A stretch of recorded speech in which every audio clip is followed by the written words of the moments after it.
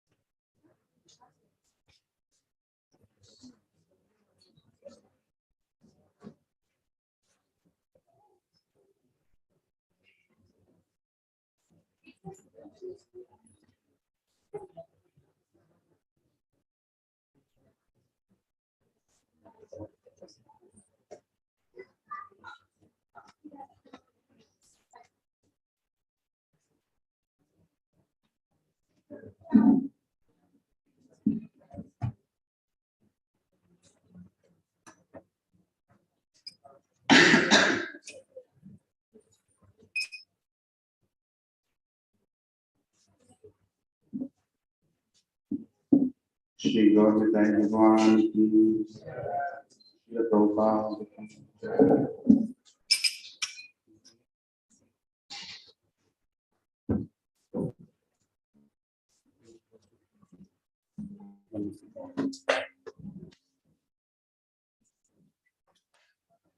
Hare Krishna, Krishna Krishna, Hare Hare, Hare Ram, Ram Ram, Hare Hare.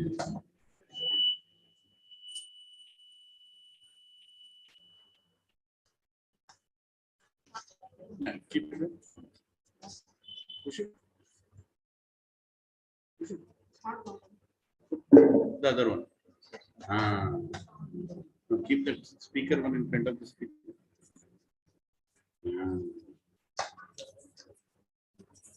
Hare Krishna. It's better.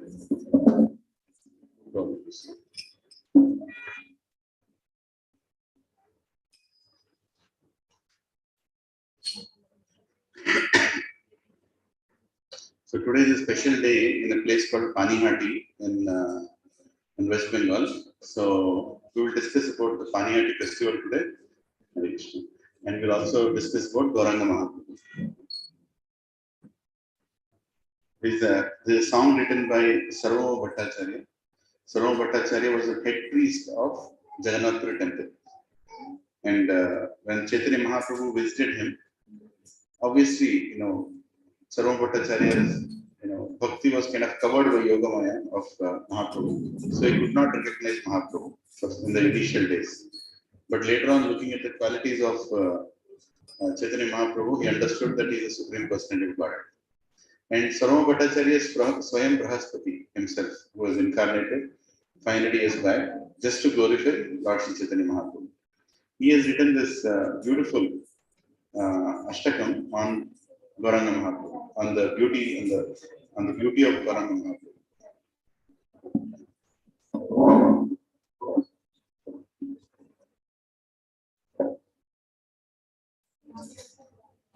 Navadoravaram Navapushpasaram Navabhavadharam Navalasyaparam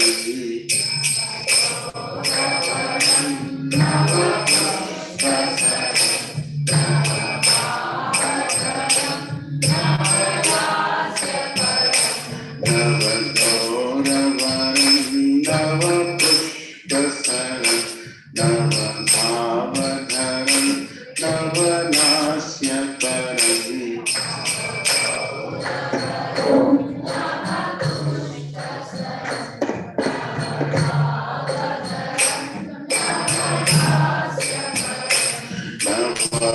नवहास्यकरं नवहेमवरं प्रणमामि सचीसुत गौरवरम्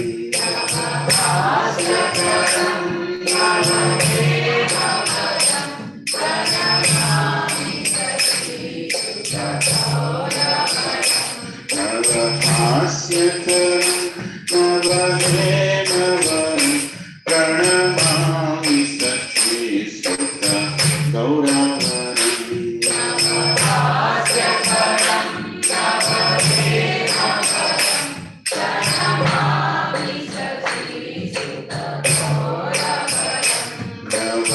नवप्रेमयुतं नवनीतसुतं नववेशकृतं नवप्रेमरसम्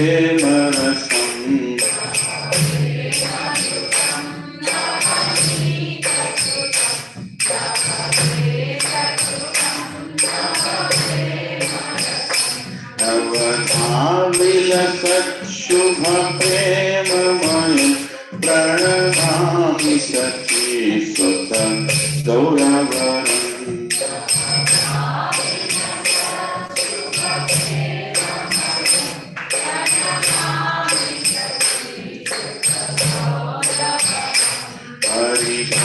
हरिभक्तिपरं हरिनामधरं करव्यकरं हरिनामपरम्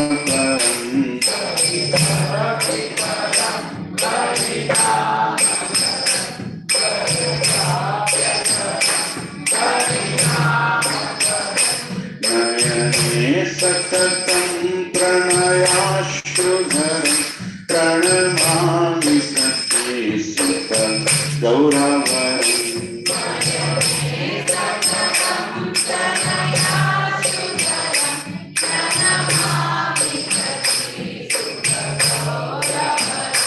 सततं जनता भवतापहरं परमार्थपरायण लोकगतिम्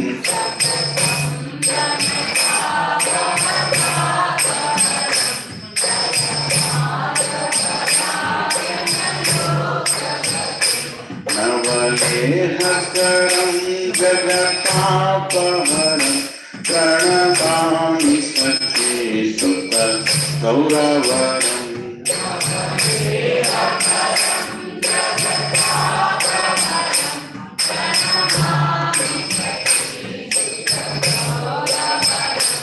प्रणमामि सचीसुत गौरवरं प्रणमामि सचीसुत गौरवरम्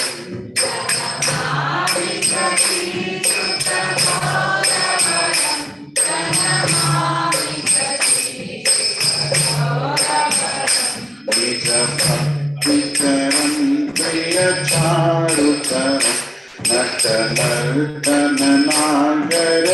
नटनर्तननागरराजकुलम्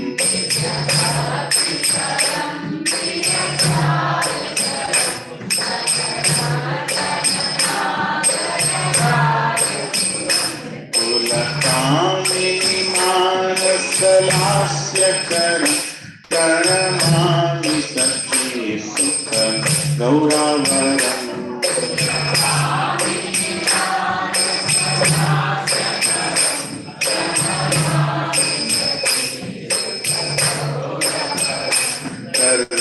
करतालवनं करकण्ठरवं मृदुवाद्यसुमीलित्यमाधुरम्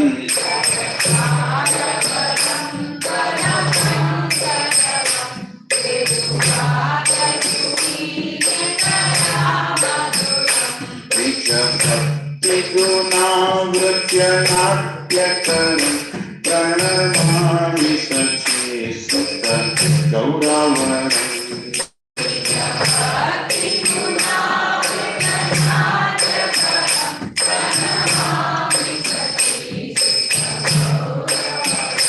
युगधर्म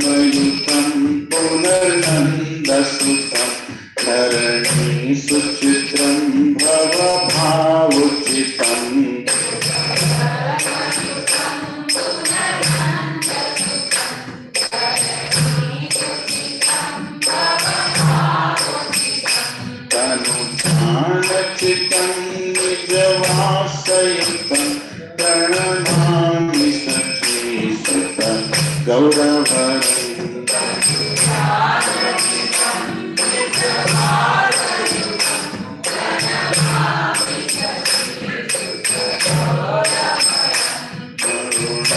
नयनं चरणं वसनं वदनेशं स्वजनामधरम्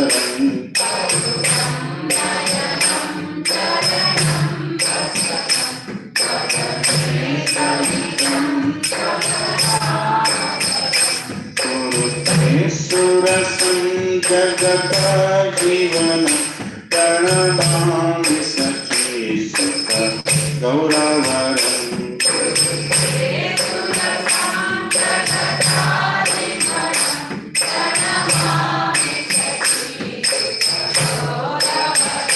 प्रणमामि सचीसुत गौरवरं प्रणमामि सचीसुत गौरवरं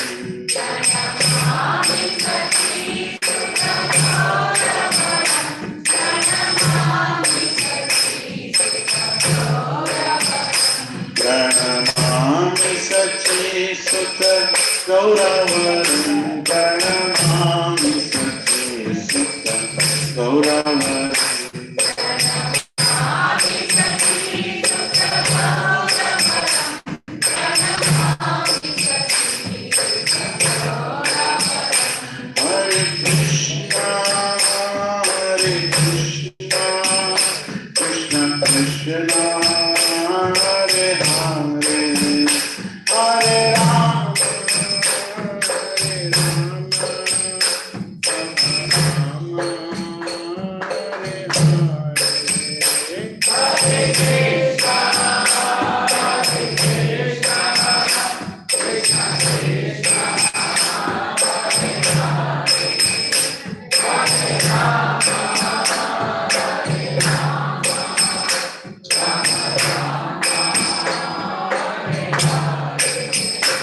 Hare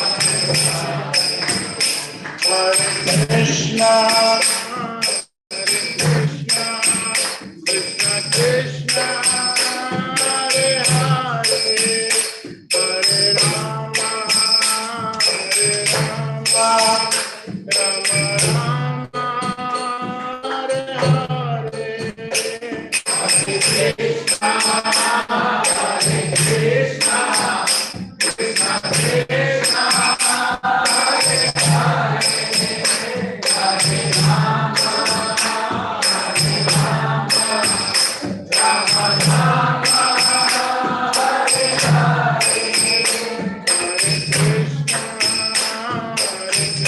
Hare.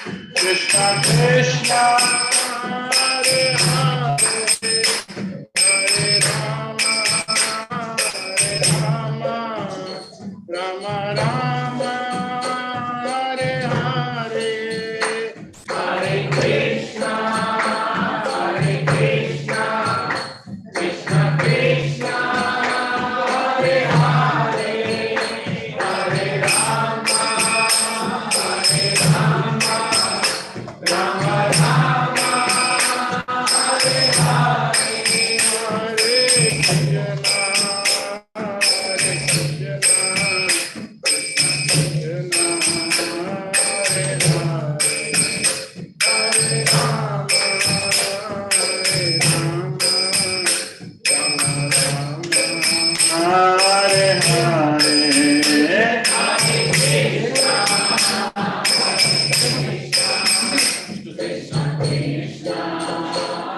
Laptop is written.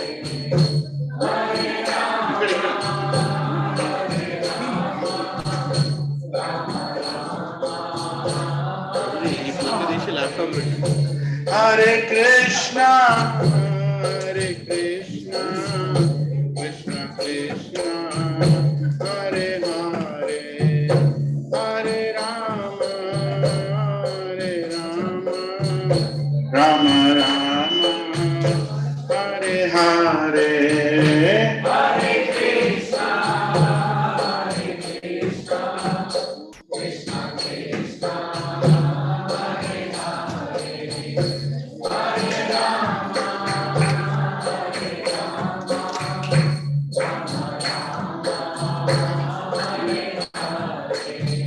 Jaya Gauranitai, Gauranitai, Gauranitai, Jaya Gauranitai.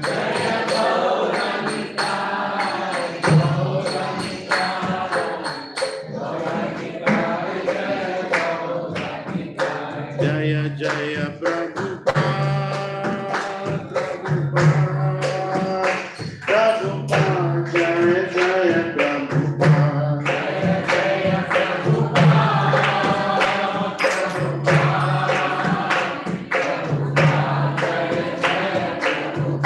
Jaya Jaya Gurudev, Gurudev, Gurudev, Jaya Jaya Gurudev.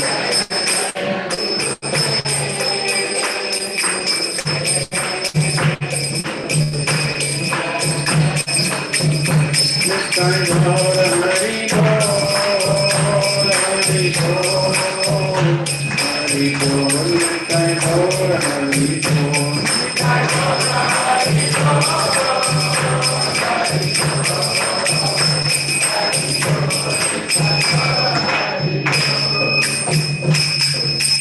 Gaurang महाप्रभु की, नित्यानंद प्रभु की, गौर निताई की, मायापुर धाम की, एक चक्रा धाम की, पानीहाटी धाम की. So looks like there is a Hare Krishna. Looks like there is a problem in that extension itself. There is a problem.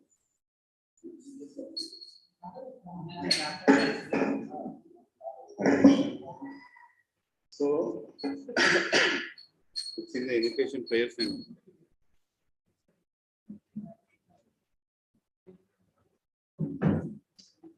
Om Jnanatimirandasya Jnananjanashalakaya Chakshurudritam Yena Shri Gurave Namaha. Shri Chaitanya Sthapitam Yena Bhutale Swayam Rupa Dadati Swapadantika Vandeham Shri Guru Shri Yuta Shri Guru Vaishnava Shri Rupam Sagrajata Sagara Raghunathanutam Tam Sajivam Sadvaitam Sarvadhutam Parijana Sahitam Krishna Chaitanya Deva Shri Radha Krishna Pada Sagara Lalita Shri Vishakhamrita He Krishna Karuna Sindhu Deenabandhu Jagatpate Gopesha Gopika Kanta Radha Kanta Namostute Bhakta Kanchana Radhe Vrindavaneshwari Vrishabhanu Sute Devi Pranamami Haripriye Vancha Kalpatarubhyasya Nirvana Sindhubhya Eva Cha Patitanam Pavanebhyo Vaishnavebhyo Namo Namaha. Jai Shri Krishna Chaitanya Prabhu Nityananda Shri Advaita Gadadhar Srivasadi Gaura Bhaktavrinda. Hare Krishna, Krishna Krishna Krishna, Hare Hare, Hare Rama, Hare Rama, Rama Rama, Hare Hare. Om Namo Bhagavate Vasudevaya.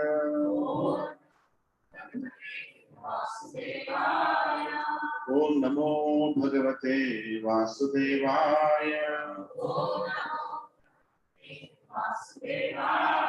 Om Namo Bhagavate Vasudevaya.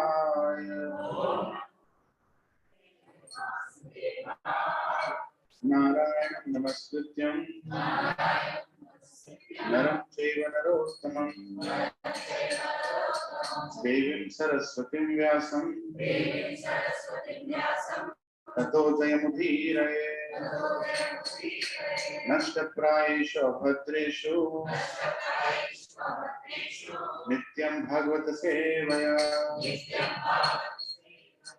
Bhagavati Uttama Shloke Bhaktir Bhavati Naishtiki Krishnaya Vasudevaya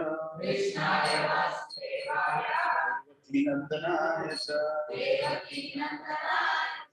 Nanda Gopal Kumaraya Govindaya Namo Namaha Namo Pankajanaಭಾಯ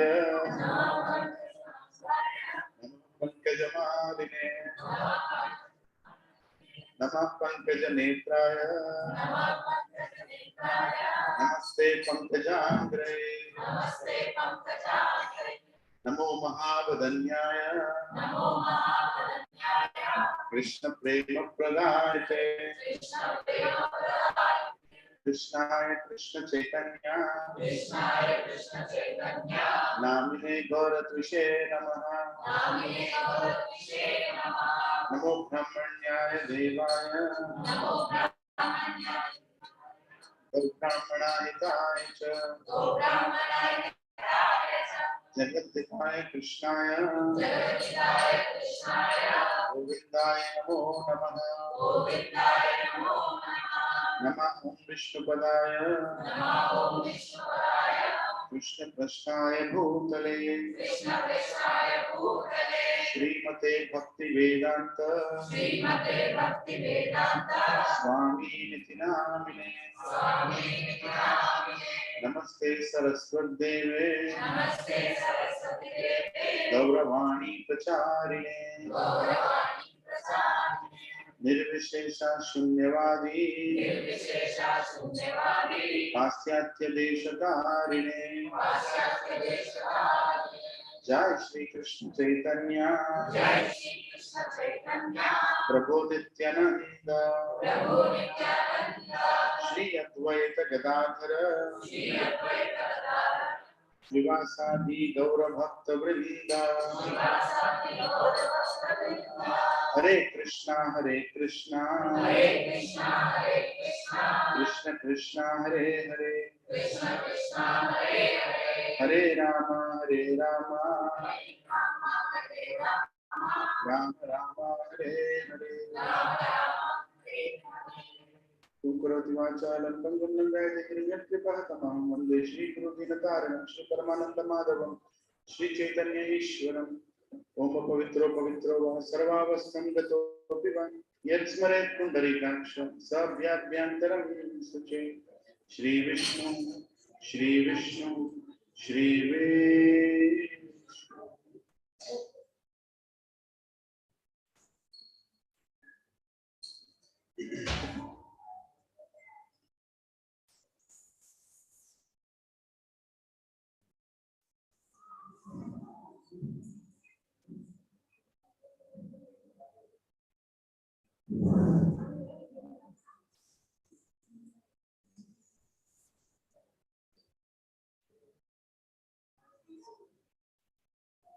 Hare Krishna.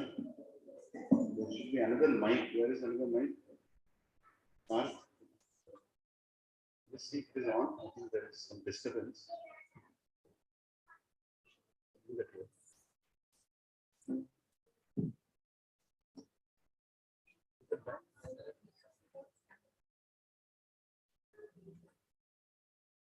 Hare Krishna, Prabhus and Matajis, thank you. Thank you for coming.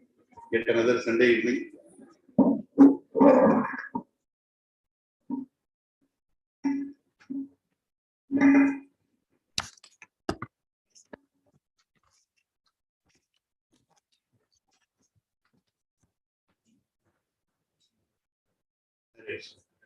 Sorry, bro. So many troubles.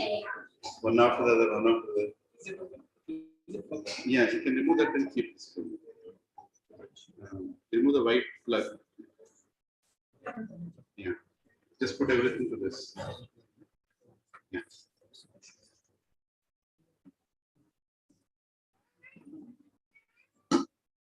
Yeah. Yeah. Keep it in the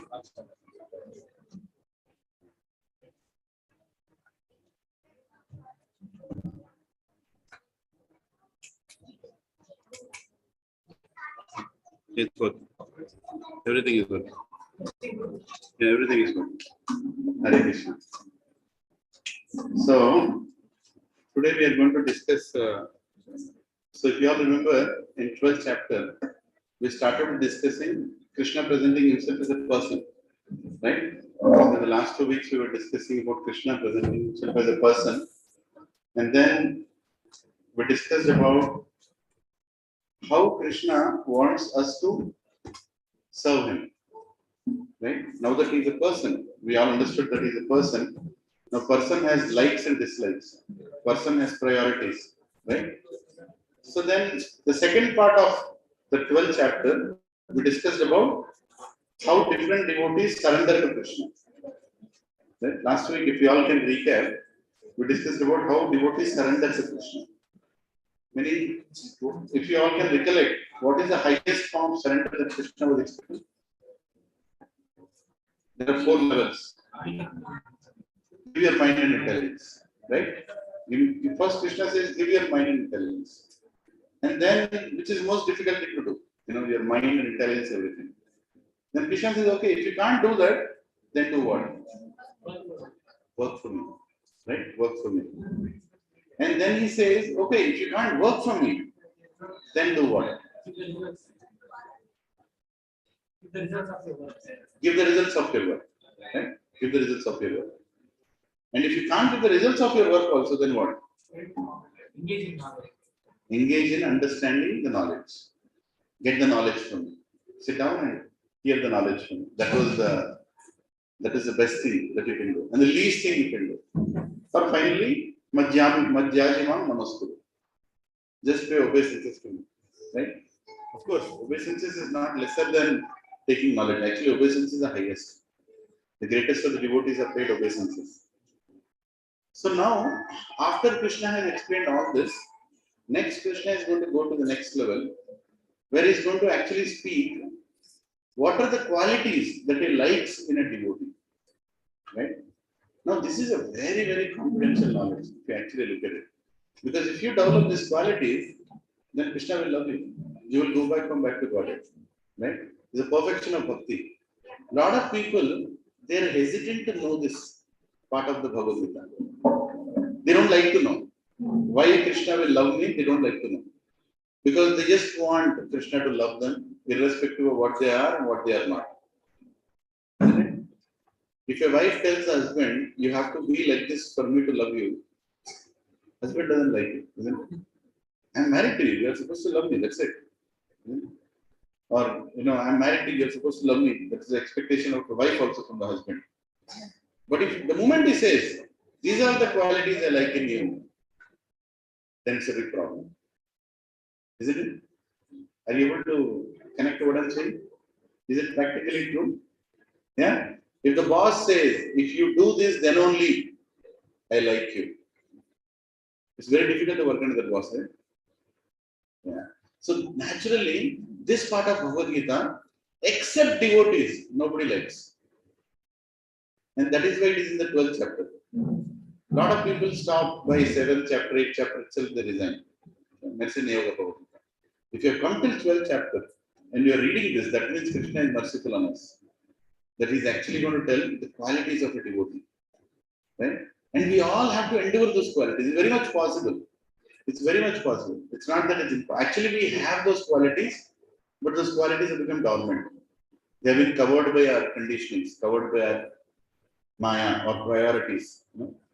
But if you just endure, Right? Simple things. He's not going to ask anything complicated. Don't worry. He's going to ask very simple things. And if you can cultivate this nature that Krishna is saying, then you will pakka become Krishna conscious and will go back to qualities. Okay, are you ready for these qualities? Yes. We will discuss the qualities and we will discuss today's festival. Today the festival called Chida Dahi festival. And it's a very famous festival in a place called Panihati near Mayapur. Right? Because it's related to devotee qualities, we'll try to discuss a little about Raghunath Das Goswami, who is also part of the six Goswamis. And if you can see six Goswamis on the altar there, on the leftmost corner, six great individuals standing, right? So we'll also discuss. Actually, I'm not prepared to discuss about Raghunath Das Goswami. My wife just told, speak about him because today is Chidadi festival. I'm really not able to recollect, the whole name of characters, and I should have prepared, but I did not. So maybe I'll try to go through the surface of the bottle of honey. If somebody can remember better, Lois Lowe, you can help me. Raghunath Das Goswami. Yeah. So we'll first read this verse. These two verses, they are very famous and very, very important verse of Bhagavad Gita. Right? So please repeat after me. Actually, there is a lot of resound in the hall. And even if you speak a little, everybody can hear. So don't speak. Let one person speak. Or you speak and I'll listen. Adveshta sarva bhutanam. Advesha sarva Adveshta sarva bhutanam. Advesha sarva bhutana. Maitra karuna evacha. Maitra karuna. Maitra karuna evacha. Maitra Nirmamo nirahankara. nirmamo nirahankara. Nirmamo nirahankara. Nirmamo Samadukha sukakshami. samadukha. Samadukha sukakshami. Samadukha sukakshami. Santushta satatam yogi. Santushta satatam yogi. Santushta satatam yogi. Santushta satatam yogi. Yatatma drida nischaya. Yatma dridishchaya. Yatatma drida nischaya. Yatma Mani arpita mano buddhi. maya Mani arpita mano buddhi. maya Yo mat bhakta same priya. yo madbhakta smetriya. Yo mat bhakta same priya. Yo madbhakta smetriya. Translation and purport by His Divine Grace, A.C. Bhaktivedanta Swami Srila Prabhupada ki jai.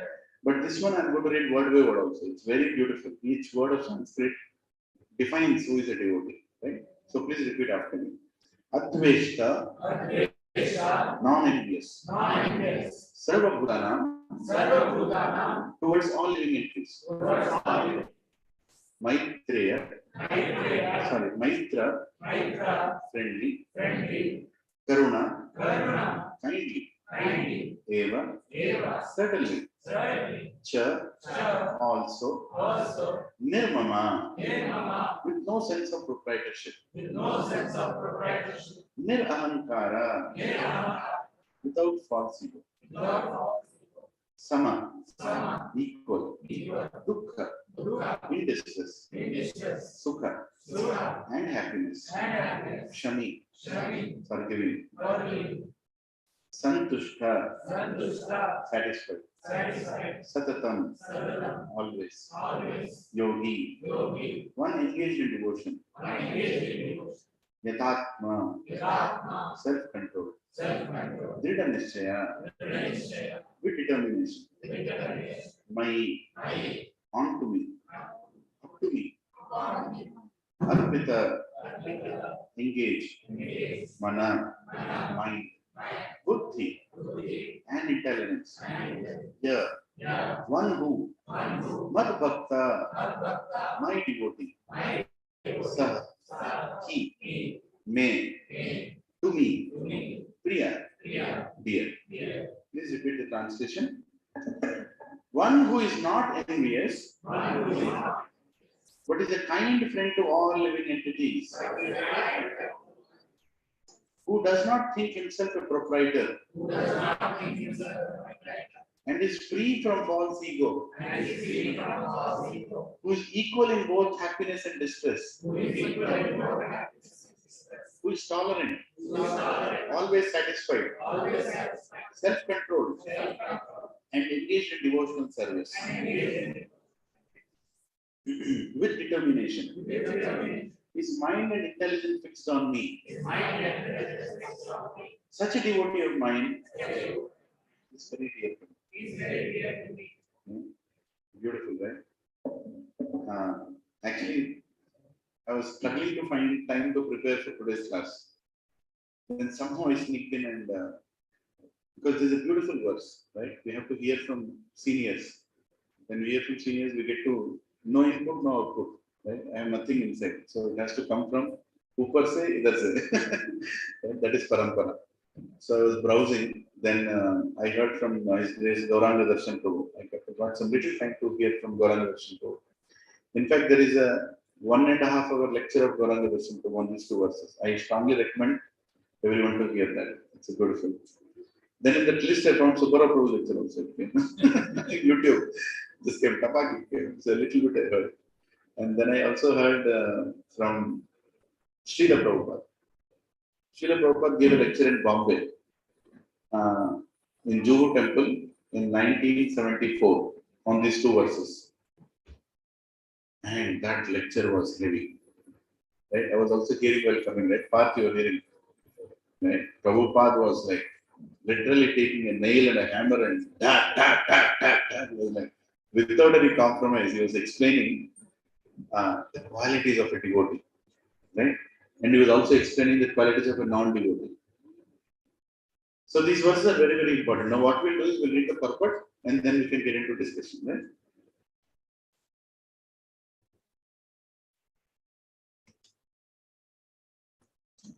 Yeah. So please pay attention as I read the purport. Translation and purport by His Divine Grace, A.C. Bhaktivedanta Swami Srila Prabhupada ki. Coming again to the point of pure devotional service, the Lord is describing the transcendental qualifications of a pure devotee in these two verses. A pure devotee is never disturbed in any circumstances, nor is he envious of anyone, nor does a devotee become his enemy's enemy. He thinks this person is acting as my enemy due to my own past misdeeds. Please, everybody focus. Very, very important purport. So, what is the devotee thinking? Nor does a devotee become his enemy's enemy. He thinks this person is acting as my enemy due to my own past misdeeds. So, it is better to suffer than to protest. In the Srimad Bhagavatam 10.14.8, it is stated, Tatyenu kampam susakshimano gunjana evatma kritam vipakam. Who is telling this? Lord Brahma is telling this. Whenever a devotee is in distress or has fallen into difficulty, he thinks that is Lord's mercy upon him. He thinks, thanks to my past misdeeds, I should suffer far, far greater than I am suffering now. So it is by the mercy of the Supreme Lord that I am not getting all the punishment I am due. I am just getting a little. By the mercy of the Supreme Personality of Godhead. Therefore, he is always calm, quiet, and patient. Despite many distressful conditions, a devotee is also kind to everyone, even to his enemy. Nirmama means that a devotee does not attach much importance to pains and trouble pertaining to the body because he knows perfectly well that he is not the material body. He does not identify with the body. Therefore, he is freed from the conception of false ego and is equipoised in happiness and distress. He is tolerant and is satisfied with whatever comes by the grace of the Supreme Lord. He does not endeavor much to achieve something with great difficulty. Therefore, he is always joyful. He is completely perfect mystic because he is fixed in the instructions received from the spiritual master. And because his senses are controlled, he is determined. He is not swayed by the false arguments because one can lead him. Sorry, no one can lead him from the fixed determination of devotional service. He is fully conscious that Krishna is the eternal Lord. So, no one can disturb him. All these qualifications enable him to fix his mind and intelligence entirely on the Supreme Lord. Such a standard of devotional service is undoubtedly very rare, but a devotee becomes situated in that stage by following the regulative principles of devotional service. Furthermore, the Lord says that such a devotee is very dear to him, for the Lord is always pleased with all his activities in full Krishna consciousness. Srila Prabhupada ki.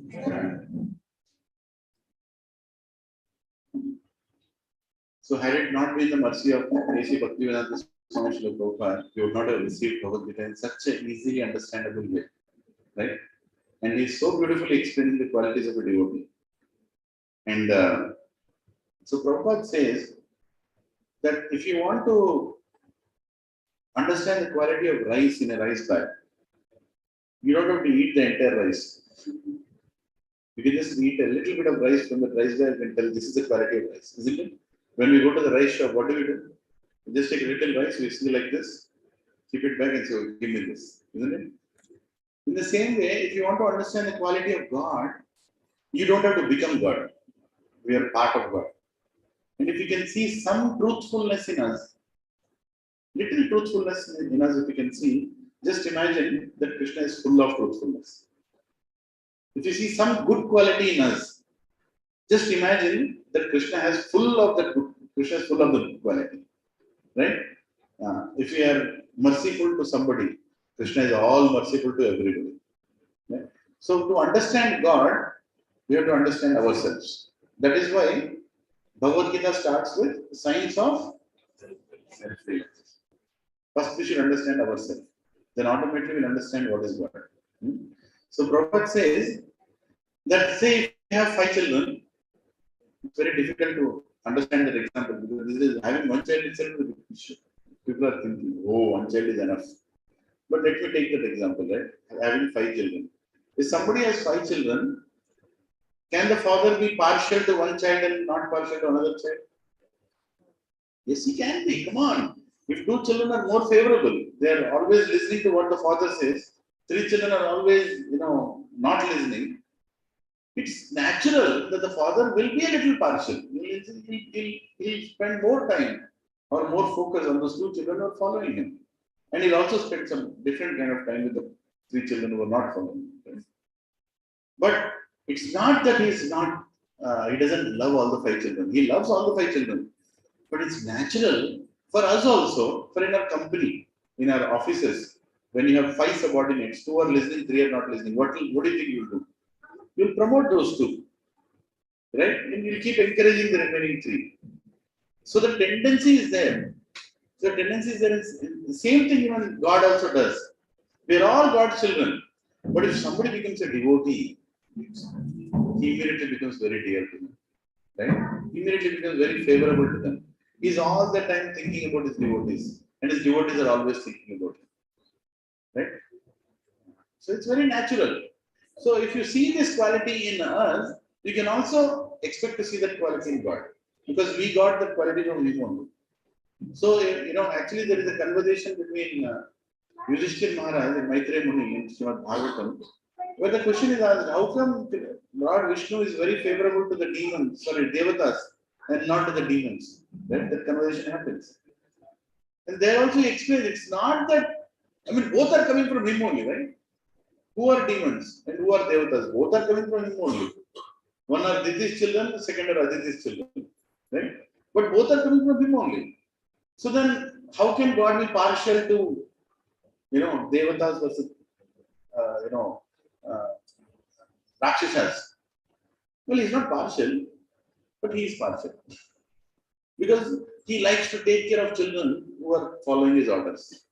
He likes to protect them from the other children, right? Who are kind of violent, right? Who are kind of disobeying. So, it's very important that we fall into the category where Krishna likes us. We don't want to fall into the category where Krishna may not like us as much, may not like us as much, right? Yeah. So because a lot of times, when this question comes, what does God like in a person? Immediately people become uncomfortable. How can God not like anybody? Well, God likes everybody, but He may like some people more. Right? That's the answer. That's the way to look at it. Right? Just because we are rebellious doesn't mean that God will get rid of us. He'll always keep training us to come back.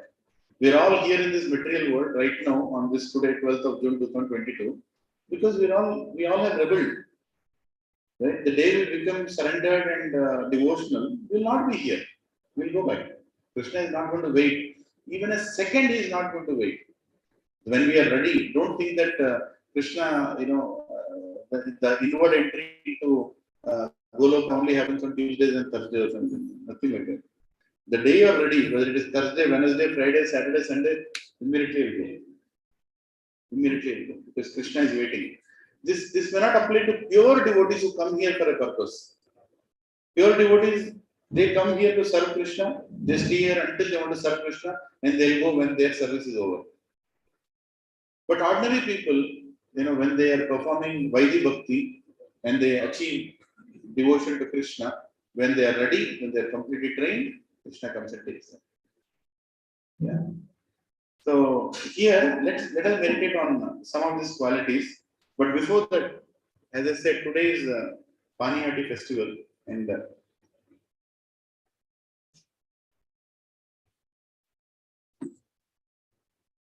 we will discuss a little about Raghunath Das Goswami, because he imbibes all these qualities.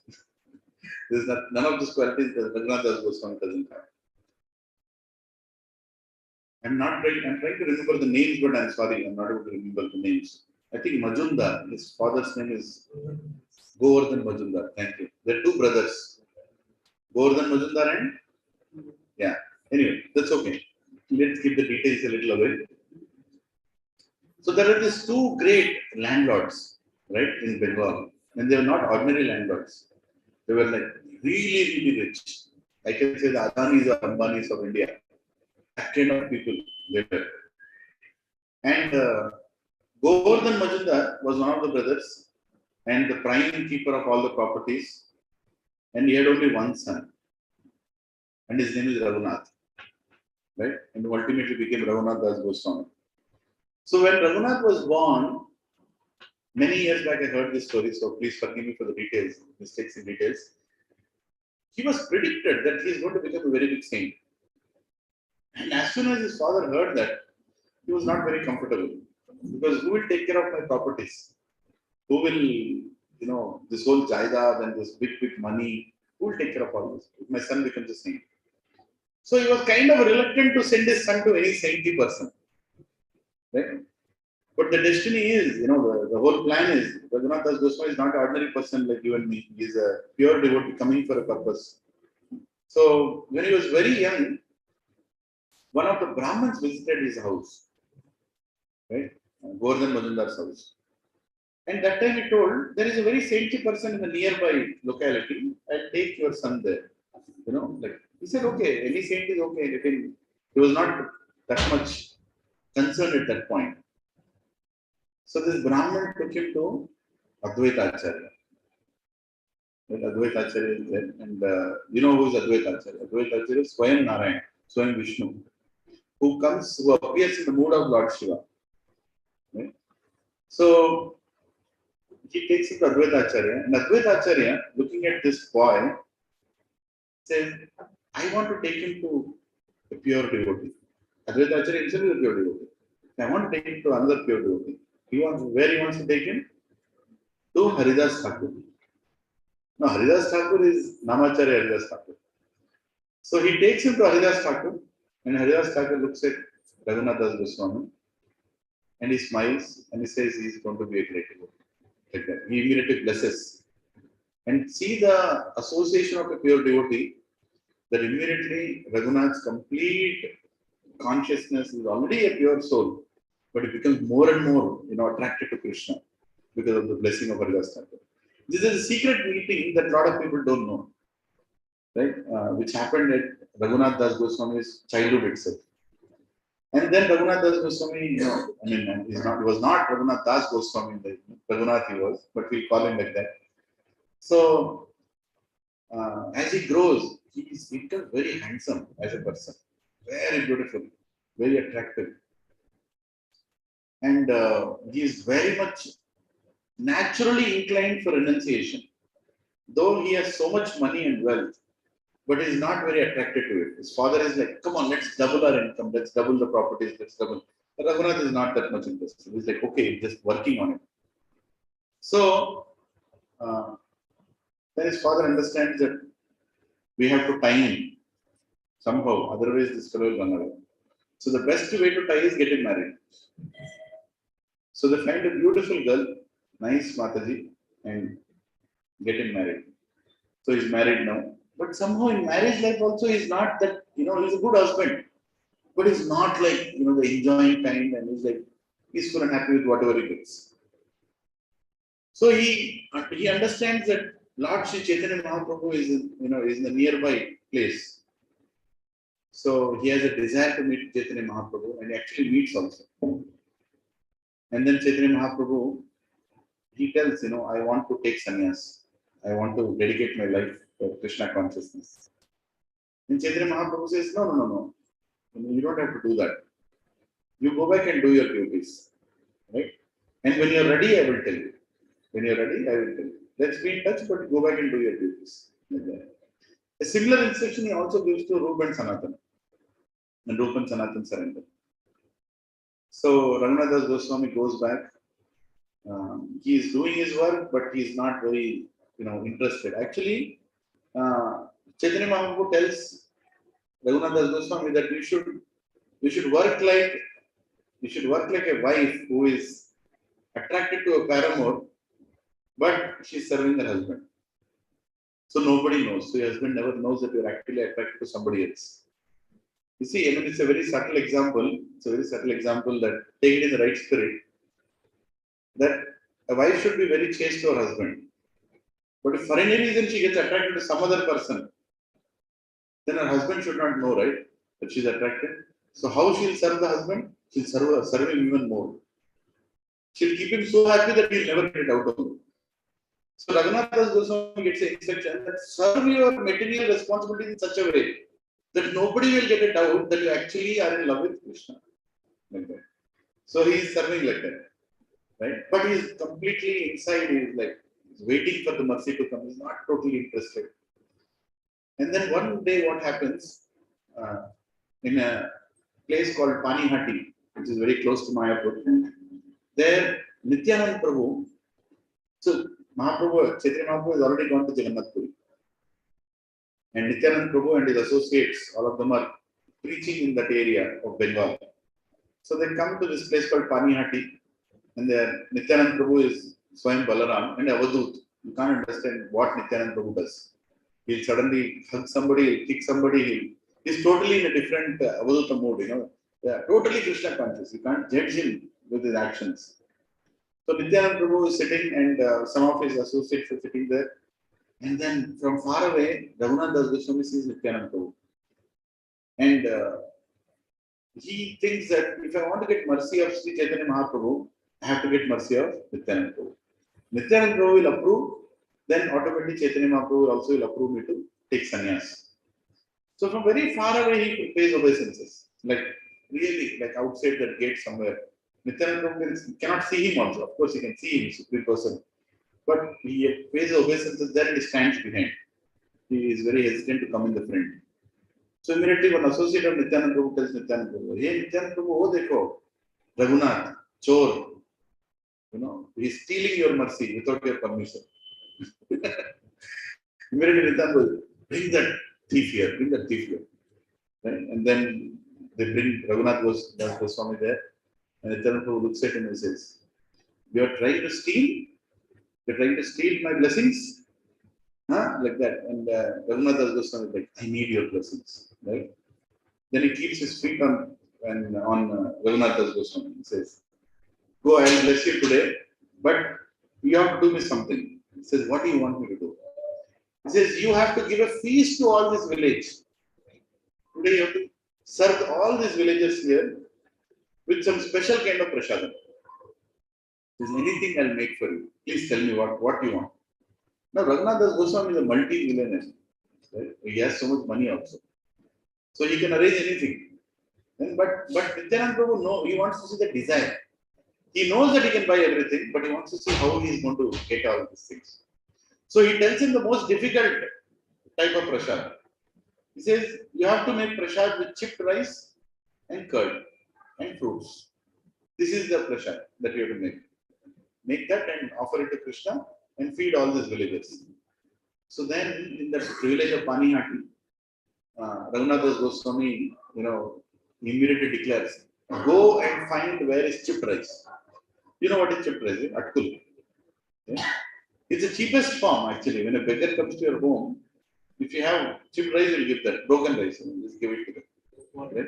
Huh? Low quality rice. Lowest quality rice, can say. Right? And where do you find so much curd? Now, immediately he declares, all the villages in the whole district, every house, if you have curd, bring it here. So he works very hard. He works very hard to get all that curd and the chipped rice. And Nityananda Prabhu sees that effort. Nityananda Prabhu sees the effort that he's putting to bring all that. Right? That is what Krishna likes to see. That is bhakti.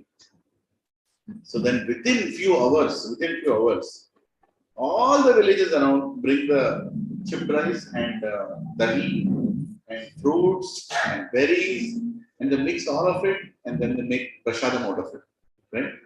And then when the prasad, and immediately Raghunath Das Goswami starts distributing it to everybody in Panihati village. And Nityananda Prabhu is watching him, just looking at how enthusiastically he is doing what he is trying to do. And he becomes very happy.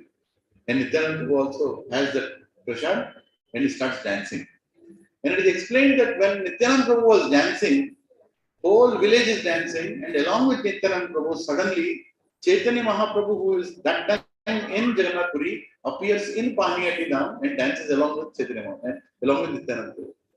And that was witnessed by the close associates of Chaitanya Mahaprabhu. That actually Chaitanya Mahaprabhu came there. Because he was so pleased. And Chaitanya Mahaprabhu appears there and tells Raghunath, okay, now it's time for you to take sannyas. You can retire now. Right? So that is how Raghunath Das Goswami got the mercy of Chaitanya Mahaprabhu in that place called Panihati. And today, if you are in Panihati, it's the biggest festival of the year, even today. Right? Every house they make, in a pot, they make chipped rice and dahi, and my God, they make it so nicely. There are like 50 varieties they make out of it. Don't even ask how devotees can take two things and make. You see, when he put a restriction, Nityananda Prabhu, when he put a restriction that he can make it with this, people can get disappointed, isn't it? For example, you want to give the best dinner to your friends. Your devotees are coming to your home, and they say that we'll come on Ekadashi. Will you get disappointed or no? Right? But no, if you're a devotee, you will not be disappointed. You will make everything out of Ekadashi also. Right? That is what Nityananda Prabhu likes in Raghunath Das Goswami. That he did not take a step back. That I'm asking him to make with simple things, dahi and chipped rice. And he made a feast out of that. Right? He made a huge feast, distributed across the village. Right? In ISKCON society also, in every temple of ISKCON, today is celebrated as Panihati festival. And today there will be, among all the prasad, there will also be a prasad made out of chipped rice and dahi. In fact, when Srila Prabhupada, he installed Gaur Nitai in Atlanta temple, he named that temple as Panihati. So Prabhupada like to identify different temples according to the names in India, the main regions. Like Los Angeles temple was New Dwarka, right? Like that Prabhupada is to identify. So when he kept Chaitanya Mahaprabhu and Nityananda Prabhu, the deities, in Atlanta, they say that Prabhupada cried. He was so joyful and happy that he could not stop his tears. He just cried. That the most merciful Chaitanya Mahaprabhu and Nityananda Prabhu appeared here. Right? The most merciful. They are here to deliver everybody.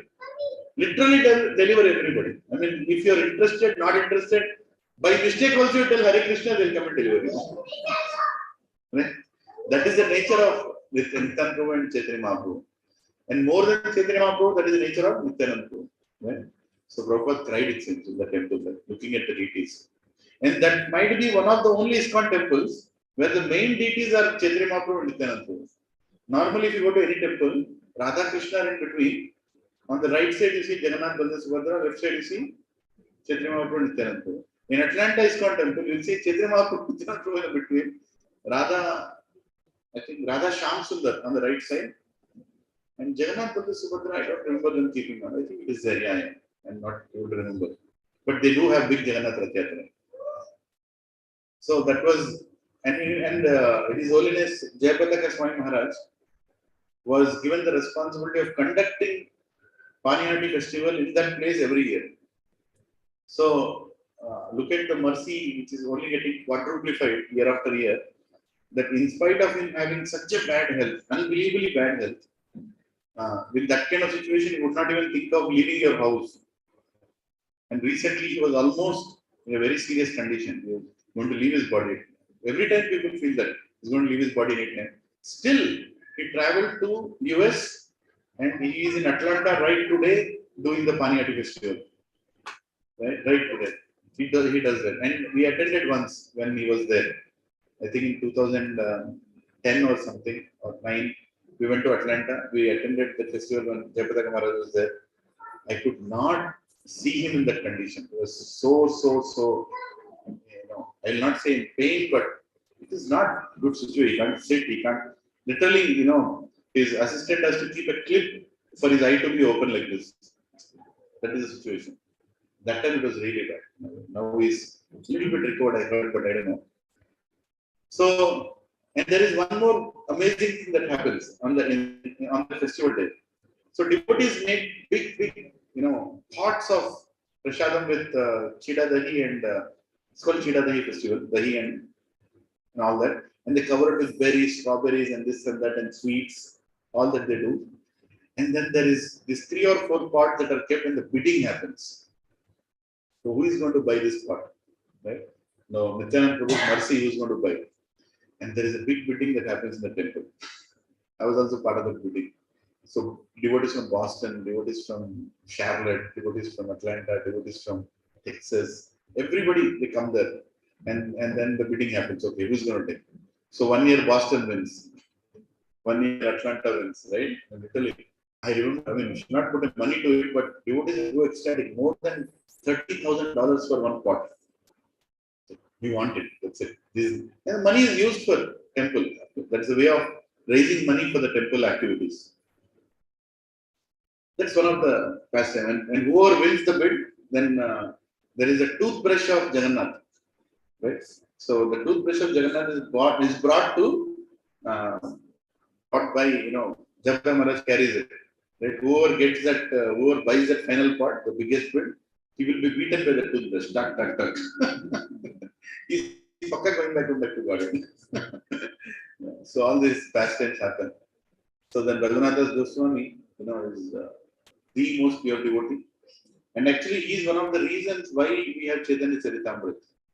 Because when Chaitanya Mahaprabhu was traveling, Raghunathas Goswami was also traveling along with Chaitanya Mahaprabhu in certain places. Most of the time he spent in Jagannath Puri. And he learned a lot of things, about Chaitanya Mahaprabhu. And after Chaitanya Mahaprabhu left, to get what all Chaitanya Mahaprabhu did, that information was only with Raghunathas Goswami. So when Raghunathas Goswami went back to Vrindavan, there on the banks of Radhakund, devotees to us, please tell some pastimes of Chaitanya Mahaprabhu. And one of the persons sitting and hearing that from Raghunathas Goswami was Krishnaraj Kaviraj Goswami. And he wrote Chaitanya Charitamrita, what we have today, the whole record of Chaitanya Mahaprabhu. So there are a lot of pastimes of Raghunathas Goswami, what kind of a devotee he was. He would consider himself contaminated person. And that was very difficult to accept by any devotee. So he would say, I'm born in this rich family, I have all material qualities, all material desires. I don't know when I will become pure. That is the consciousness is to carry. And not just thinking, genuinely is to think that he is like that. And then every time he sees a devotee, he is to go down. Every time he sees he is to go down. Even when he became very old, in his 70s, he would go down like 10,000 times a day. Just imagine going down 10,000 times a day. You got up, go down, got up, go down, got up, go down, got up, go down. Everywhere there are devotees only in Jagannath Puri. And he would consider that every devotee is more advanced than me. I am not a devotee. He's very advanced than me. And once, you know, when the prasadam is given in Jagannath Puri, he used to honor the prasadam. Then he used to say, no, I think I'm a very materialistic person. I'm enjoying this prasadam. See, the enjoying tendency is still not gone. He will not enjoy prasadam like this. So then, what he did, wherever devotees used to eat prasadam and they used to leave that dippa or whatever thrown, so whatever is left in that, he used to take that and have at the end of the day. And then he felt, no, I'm enjoying this also. I'm enjoying this also. Then he decided that I'm not going to take prasad like this. Whatever the cows will eat, and even the cows will leave, saying that I will not eat. I think that is what I'm worth it. I should eat that. Because otherwise, I have this enjoying tendency. When will this go? So he would go completely rotten. I mean, prasadam is not rotten, but on a material level, if you see, it's rotten sometimes. So it is there in some corner, and the cows also would not eat it. The cows will just walk by. Then he'll go there, he'll take that, and little bit in a day, this much, he'll just take that and have that, he'll feel guilty. See, I'm still enjoying. So, so he takes that prasad, and one day Chaitanya Mahaprabhu got to know this Raghunath is becoming too ecstatic. So he took that little and he was going to eat.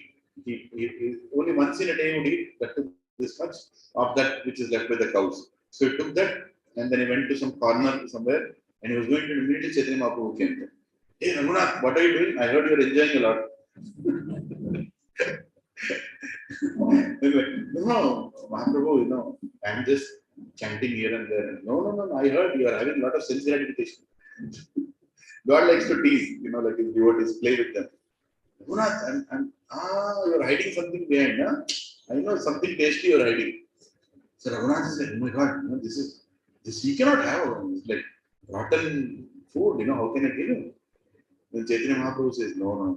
See, you should not enjoy alone, you should give it to me also. Then he snatches that from behind. He goes and snatches that from behind. Says, I want to have that. And then he has that. Chaitanya Mahaprabhu, Supreme Personality of Godhead, whom Yashoda is feeding, Radharani is cooking. He takes that thing and he eats that. See, now I know where you're enjoying what you're enjoying. This is the most nectarian prasadam, Raghunath. So, and then Raghunath Das Goswami is asked to go to Vrindavan. Then he stays in Vrindavan. So renounced as a devotee. After going to Vrindavan, he says, you have to work under the direction of Rupa and Sanatan. He says, okay, I'll work under the direction of Rupa and Sanatan. So Mahaprabhu sends him there. And Mahaprabhu actually gives the Govardhan Shila that he carries. When Chaitanya Mahaprabhu went to Vrindavan, he had a Govardhan Shila that he used to keep to his chest all the time. So he took that Govardhan Shila and gave it to Raghunath. So you worship this Govardhan Shila now. And even now, if you go to the Samadhi of Raghunath Das Goswami, you can see the Govardhan Shila. Even now it is there. The Govardhan Shila which Chaitanya Mahaprabhu used to worship is still there. Right? So when we go to Vrindavan, we're going to see all this. There are secret things on devotees now. Yeah. And then once Raghunath Das Goswami, he's meditating on Radha Krishna's pastimes and he's chanting somewhere in the forest.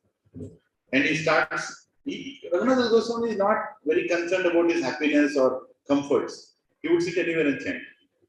So look at this pastime, you'll understand the mood of our acharyas, the mood of Gaudiya Vaishnavism. You'll understand from this small pastime where Raghunath Das Goswami is sitting and chanting, and suddenly the sun becomes very radiant. It becomes right on the top. It's afternoon time, and I don't know how many of you know that Govardhan is the hottest place on the planet Earth where people live. Do you know? The hottest place on the planet where people live. There are many other places which are hotter, but there no people live. But where people live, Govardhan is the most hottest. And if you go in summertime, Govardhan, you'll be like fried out. I think must we went right once. My God, every second hour, one devotee was fainting. He put water on his face. It's really hot. So Raghunath Goswami is sitting and chanting Hare Krishna, Krishna Krishna, Hare Hare, Hare Ram, Ram Ram. Nice chanting. And the sun became very radiant. And as soon as sun became very radiant, immediately Radharani cannot see the devotee going through so much. Immediately she comes, Radharani comes, and she removes her, the pallu, and she keeps it on Raghunath Goswami like this. So the sun doesn't affect my devotee, right? And Krishna is standing behind, and Radharani is keeping the pallu like this. And as soon as Sanatana Goswami, Rupa and Sanatana Goswami, they see this, that this Raghunath is sitting and nicely chanting, and Radharani is keeping, the pallu on his face, so sun doesn't come. What do you think will be the reaction of Rupa and Sanatana Goswami? They'll go and normally wonder, oh, what a devotee you are, oh, great. Even Radharani is coming and no. Rupa Goswami becomes angry. So they go and shout at Sanatana, Raghunath, what nonsense are you doing? You are chanting, that's okay, but why are you giving service to God? What are you doing? Why don't you go and sit under a tree? You don't have to sit under the sun and bother Radha and Krishna. They were nicely going around and having their pastimes. We are here to serve God, not to be served by God. Chaitanya Mahaprabhu was sent us here to serve Krishna, not to be served by Krishna. Get up, go sit under a tree. Raghunath doesn't know, okay, Just see the consciousness of the Goswamis. The 6 Goswamis that you see on the altar are not ordinary people. Right? They are the epitome of bhakti. Where they are fighting that Radharani has come. Now, Radharani coming and giving shape to a devotee is not an ordinary thing. But they don't see to find any achievement out of it. They see it as an offense. Similarly, one other time, this Raghunath Goswami is sitting under some tree and is completely oblivious, he's chanting and completely in trance. And a tiger comes, it's a jungle, 113 forests. A tiger comes, literally, but tiger is a nice feast. So tiger is literally standing there, and immediately, Krishna takes a stick and he runs the stick to drive away the tiger. And this Sanatana Goswami says, Rupan, again they come and chastise. Can't you open your eyes and chant? What is your problem? You are giving birth to Krishna. Let us do a thing. Raghunathas, I think we have to build a bhajan kuti for you. If we leave you like this, you'll all the time give service to Radha and Krishna. So they build a nice bhajan kuti. And his bhajan kuti is right beside Radha. Right beside Radha. When you go there, you can see Raghunath Goswami's bhajan kuti. There he used to sit and chant Hare Krishna, Krishna Krishna, Hare Hare, Hare Ram, Ram Ram. There are many pastimes of Raghunath Goswami. I'm not able to remember. I'm sorry. I wasn't prepared at all today to speak this. But you can hear in ISKCON Desire. You can go to ISKCONDesire.com, and there are wonderful lectures given by many senior devotees about the glories of Raghunath Goswami. Right? And so many other Goswamis also. Yeah. So those are the qualities that Lord Krishna is speaking here, right? When you read this verse, the one who is not envious, but is a very kind friend to all living entities, who does not think himself as a proprietor, and is free from false ego, who is equal in both happiness and distress, who is tolerant, always satisfied, self-controlled, and engaged in devotional service. Is there a problem? I don't know. I think the power went away and came. It'll come, don't worry. It'll take its time to heat up the lamp. Yeah. So, who is tolerant and always satisfied, self-controlled, and engaged in devotional service, determination, his mind and intelligence fixed on me, such a devotee of mine is very dear to me. Right? Now let us discuss this. So can you press once? This once on button. Is it blinking? Yeah. Will come.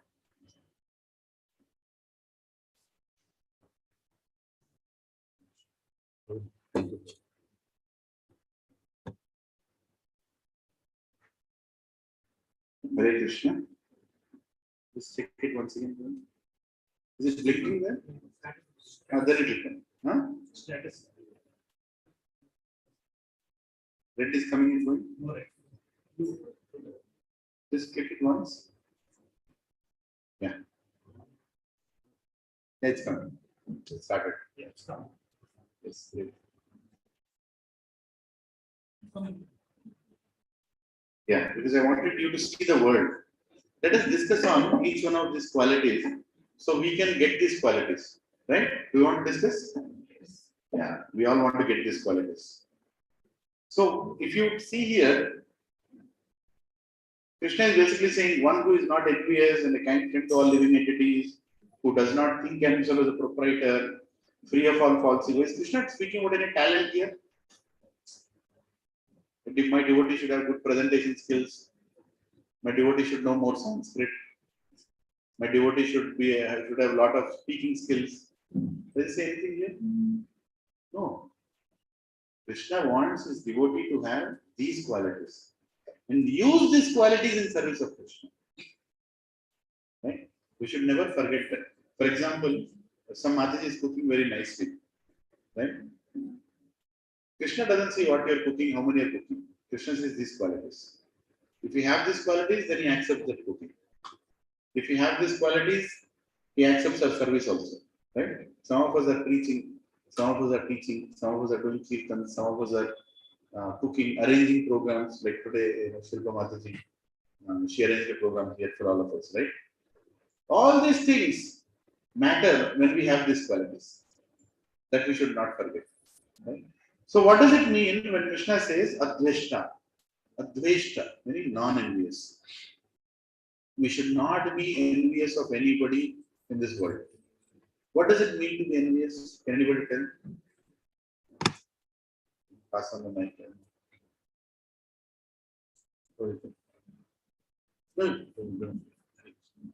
What comes to your mind when you say envious? Who is the person who is envious?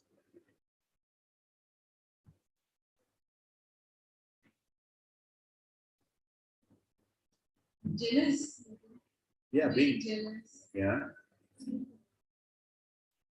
Having negative thoughts about on whoever is getting, who is very progressive. So just thinking how he has become or how she has become. Why I am not Why I'm not like that? like that. Maybe something. You compare yourself Yes, and you. comparing. Thank you, Madhu. Your good name, Madhu? And Deepa. Deepam. You stay here? And Shilpa, mother's sister, younger sister. Oh, younger sister. I'm Yes. sorry. No, I never seen my Madhu. Sorry, I didn't see. Yes. Anybody else? What comes to you when you say envious? What does it mean to be envying somebody? Opposite person has more qualities than us. Can't admire, but we agree with. You refuse to admire the good qualities others have. Yes, very nice. Anything else that comes to your mind? Yes. Yeah. When we saw others, good qualities of others, we are not happy about it. Very important point, Saraswati Mati. Yes. So you're not happy seeing good qualities in others. We don't like what they are doing. We don't like what they're doing. Whatever they do, we don't like it. Ante. You know, Maybe whenever I see some quality, I also want it. Always, I want it. but that's not envy. That's not it. That's not envy. That is actually good. That is actually good thing. Somebody's rich, I also want to become rich. Like something like that. Yeah. Okay. You're saying the negative side of it, where you want it because somebody has it. Yeah, Like, yeah. Whatever qualities you lack when you see in others, you envy. Okay. See, there is something called disliking. Thank you. Sorry, Prabhu. Yeah. So, Where are our children? Can you bring them? We're discussing good qualities today. They are the hope for tomorrow. Yeah. So, yeah. So envy means what? See, you not liking somebody because of jealousy is one level. Then you hating that person is next level. Right? Like, I don't like him is okay. I hate him is another level. Where you can't stand him only. The moment you see him, you become like, I can't take him. When you put an action onto that thought, that is what envy. Right? When you put an action on top of that. You following what I'm saying? You have not acted on it. You might be hating, but you have not acted on it. But you will start acting on it. With that hatred, you start acting on it to bring down that person, to completely destroy that person. That's called envy. Right? Why do you think we are in this material world? We were envious of Krishna. That's a very heavy word. So we were not only a disturbance in Goloka, we actually wanted to destroy Krishna. Can you imagine?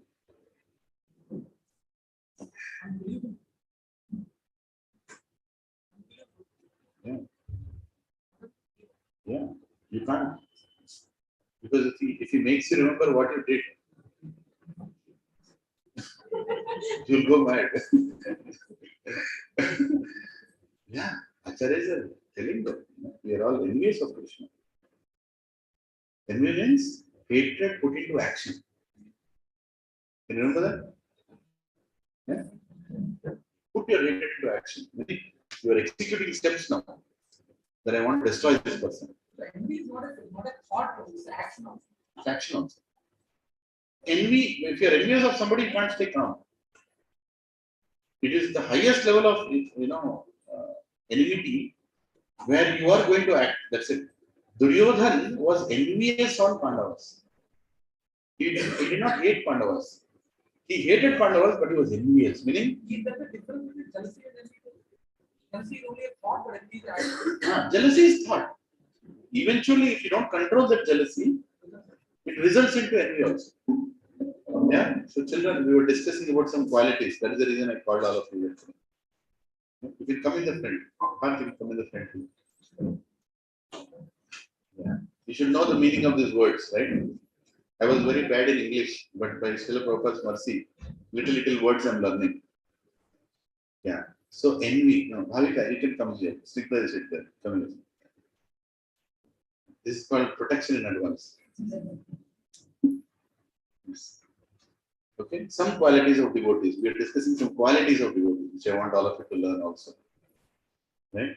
So envy means hatred put into action. Now, what does it mean that we should not be envious as devotees? Right? And we should not be envious of whom?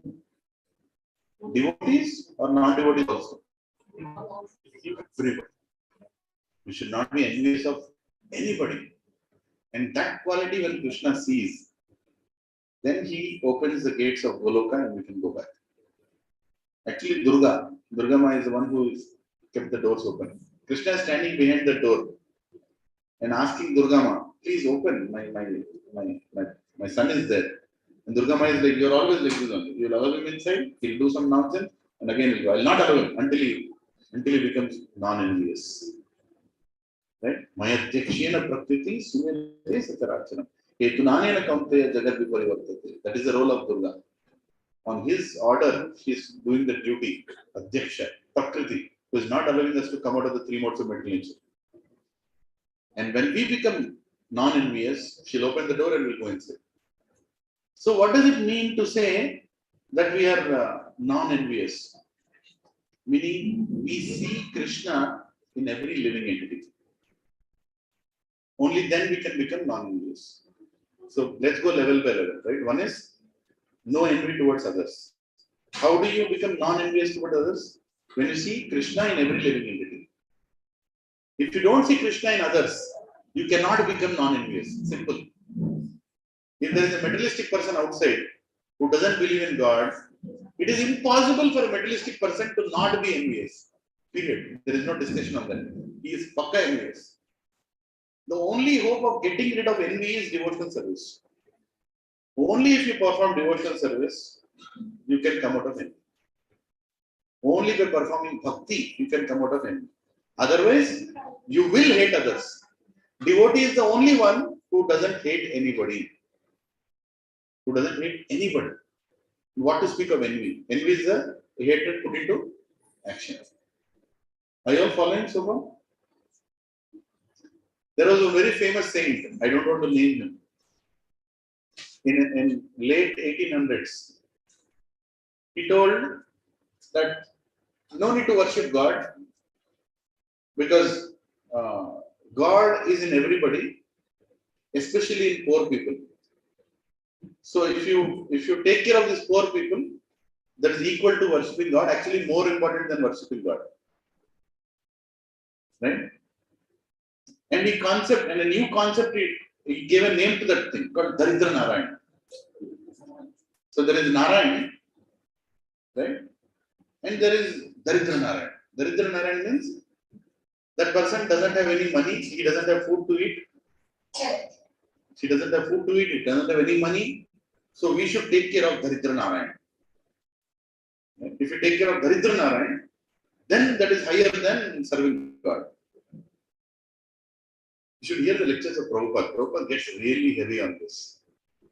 Right? Especially with this verse, if you go and hear in YouTube or in ISKCON Desire, Prabhupada literally says, I'm going to take my boot and kick this fellow's face. Is that Prabhupada says. He says, why are you telling Daridra Narayan? Why can't you tell Daridra pig? Why can't you tell pig Narayan? Why can't you tell dog Narayan? Why only Daridra Narayan? Is Narayan not there in a dog? Is Narayan not there in a pig? Is Narayan not there in a birds? Narayan is everywhere.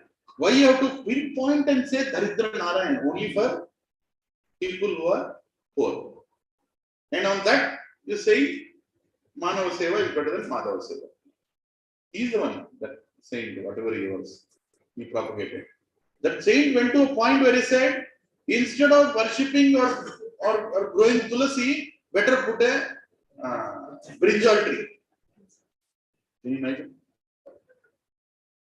Why keeping tulasi in your courtyard? Keep a brinjal tree, it will be neat. And unfortunately, that saint is so popular that his books are sold in every railway station.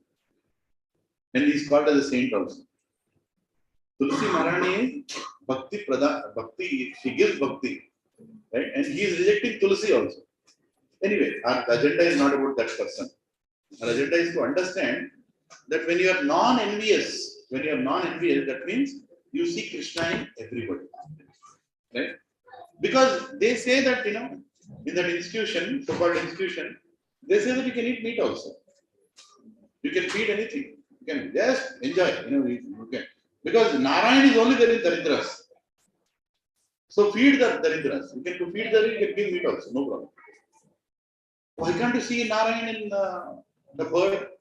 Why can't you see Narayan in a tree? In fact, Vaishnavas go one more level and say that forget about meat. Even tree you should not kill. Because tree also has life. Wherever there is element of life, there is Krishna. You should remember that. It is sacred. Suppose there is an ant walking on the floor. You should remember that the ant is alive and the ant has Krishna in its heart. It is very sacred. Wherever there is life, I have to take this.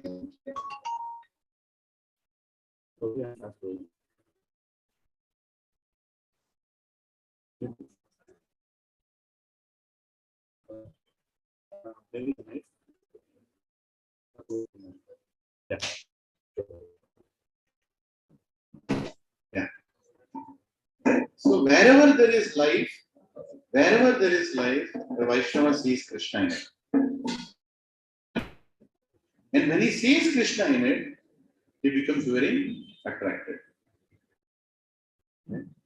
Arth? Yes. Yeah. Right? So for you to not be, for you to get out of the qualities, these bad qualities, you have to become a devotee. There is no other way. That is the reason practicing devotion is part of culture. And why there are good people in the society is because they are devotees. Remember one thing, brothers and mothers. Your son might be an angry boy, your daughter might be a angry daughter, or a jealousy, or a whatever. But if she becomes a devotee, all these things will be taken care of. It's okay to be an angry devotee than a devotee. At least he is practicing devotion. There is nothing called angry. We all have bad qualities in us. We all have bad thoughts in us. Krishna doesn't see those bad thoughts. Doesn't he know? Best example is Indra. Doesn't Krishna know what Indra has? Krishna understands Indra's situation. See, in order to enjoy Somarasa, you also need to have body which can enjoy Somarasa, isn't it? You need to have that kind of lusty body to enjoy that Somarasa also every day. So he got that kind of body. What will that poor fellow do? You should not take the poor fellow. I'm not supporting Indra, but you should understand he is the king of heavens. And he is put into that situation, and sometimes he gets tempted. And Krishna understands that. But what is the most underlying quality Krishna sees in Indra? That is a devotee.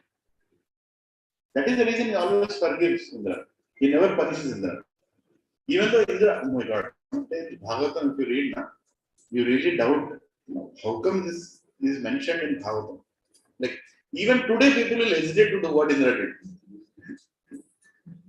Right? But still, Krishna always forgives Indra because he sees that he is a devotee. He is a devotee little getting affected. In fact, if you see Chaitanya Mahaprabhu also, once he was traveling with his disciple, what is his name? Huh? Not Govinda. He gets attracted by some dacoits. And he, huh? No, yeah, I don't know. My memory is not working today. So Chaitanya Mahaprabhu, just imagine this person is with Chaitanya Mahaprabhu traveling to South India, and when dacoits are there and they have some prostitutes along with them, and they are drinking and doing all that filthy things, and they somehow pull this person from Chaitanya Mahaprabhu and make him drink and get attracted to all that. Now Chaitanya Mahaprabhu is a sannyasi. He can immediately reject that person. But what Chaitanya Mahaprabhu does, he goes there, brings that person back, and he instructs him to come out of all this that he has got attracted to. Because Krishna ultimately sees that we are devotees. See, that's not a license. That's not a license for us to commit bad and say that, but Krishna will understand they are not devotees. Chaitanya Mahaprabhu is Patita Pavan, not Kapata Pavan. Right? Kapata Jayavadiki ekkada ashrayam ledu. If you want to cheat God, God will not protect you. But if you are helplessly surrendered to Krishna, then He will protect you always. Right? But He understands our weaknesses. He understands our past also. So please never give up your hope in devotion. We should always hopefully practice devotion service. Knowing that the goal is the purest, it looks to be impossible to get those qualities, but continue. Because he knows better. Krishna knows better. What all we have done in our past lives, what all qualities we have, how much difficult it is for us to become pure. Krishna knows everything. But he sees how much endeavor are we putting in that situation. My dear friend and Shiksha Guru, Balgam Prabhu gives a very nice example. He says there are two people in a boxing arena. One fellow is like 7 feet tall and muscular. Another fellow is literally halka. He can barely lift the gloves also. So they both are fighting. Right? And the big fellow one, this fellow will go and fall 20 feet away. Right? Again he'll run and come as if he's going to conquer. Right? Again, he'll again go and fall somewhere. Right?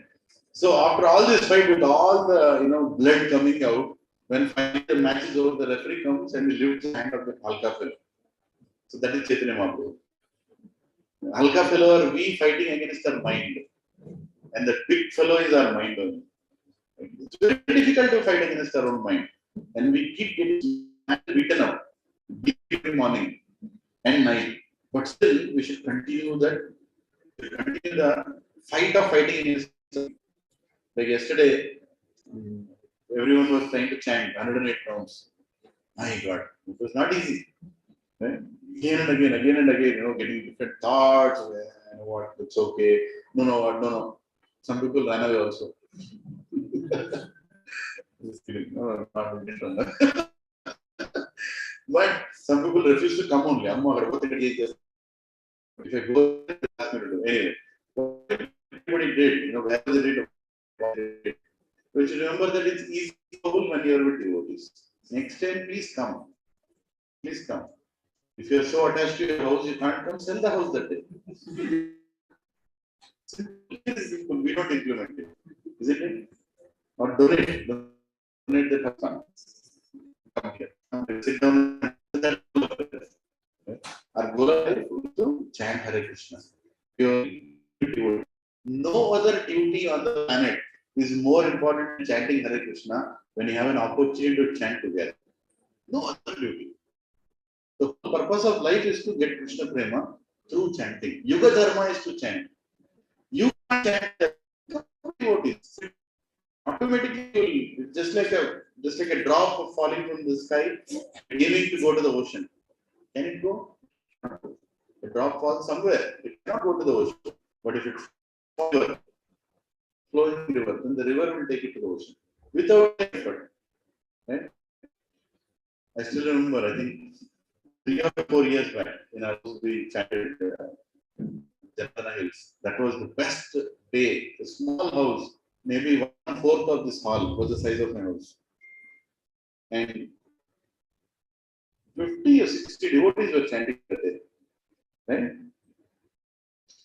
Or maybe more, I don't know. Even children chanted like 90 rounds. Children, they just sat down and chanted 80, 90 rounds chanted. And now they've grown up, so and, everybody chanted 128, 120. It's finished. It's not about number. See, it's not about number. It's the effort that everybody put to stay there and make sure that we'll chant. Keeping everything aside, right? So they came in the morning till night, and many did nirjala also. Didn't drink water also. They didn't eat anything. Just sat down and chanted. But I said, if you can't do that, but still sit and chant. You eat, but chant. Not just chanting like that, right? You can do it on any Ekadashi. It's not that it only has to happen on Pandav Nirjala Ekadashi.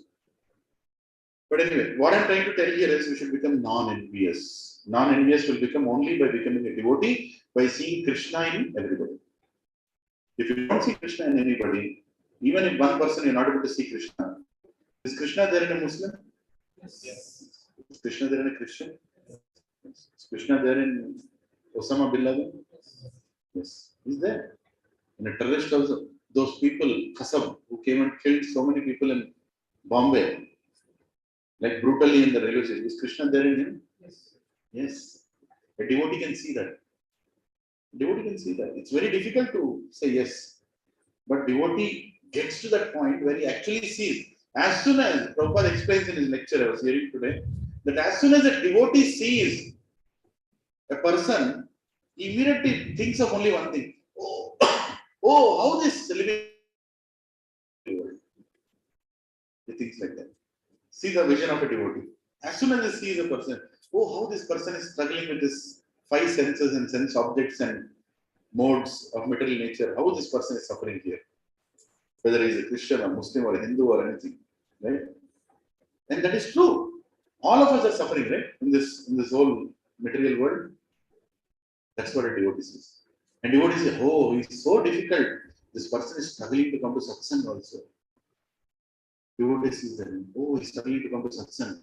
He's so envious of Krishna. Krishna is helping. Send more devotees into his life. But not to satsang. But he's rejecting you, Krishna. Krishna is rejecting you. Let us give him more prashadam. Let us give him more books. Let us somehow create a favorable situation that he comes to devotion service. All the time devotee is thinking like that. He is a non-envious person. The envious devotee will not think like that. Only favorable people he will consider as devotees. Unfavorable people he will reject. See, many times Prabhupada would use the word rascal in his lectures. Many times. Right? Loudly he said, rascal. In fact, this lecture, 12.13. If you go to Srila Prabhupada 12.13 in YouTube, it's one of the classic lectures of Prabhupada. Literally, he is like shouting on, this non-devotees. Rascal, all that he's saying. But you should remember that we can't say what Prabhupada is saying. We can't say what Prabhupada is saying. Because a grandfather can chastise his grandson because he loves his grandson. Do we love everybody? If we have that kind of love for everybody, then right? Prabhupada call them as rascals, Prabhupada would call them as, different names, but at the end of the day, he would cook for them also. He'll clean their plates also. He'll encourage them to come to bhakti also. Can we do that?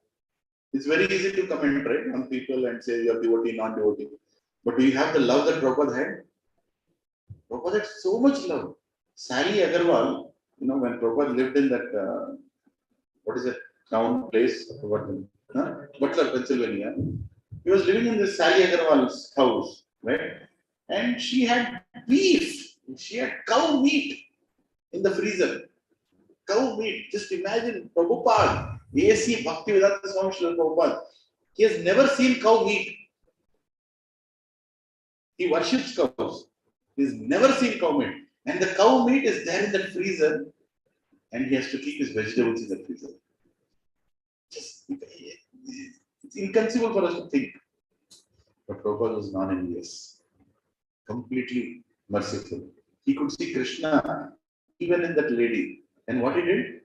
Every day he would cook those vegetables, offer it to Krishna, and give the prasadam to Sally Agarwal.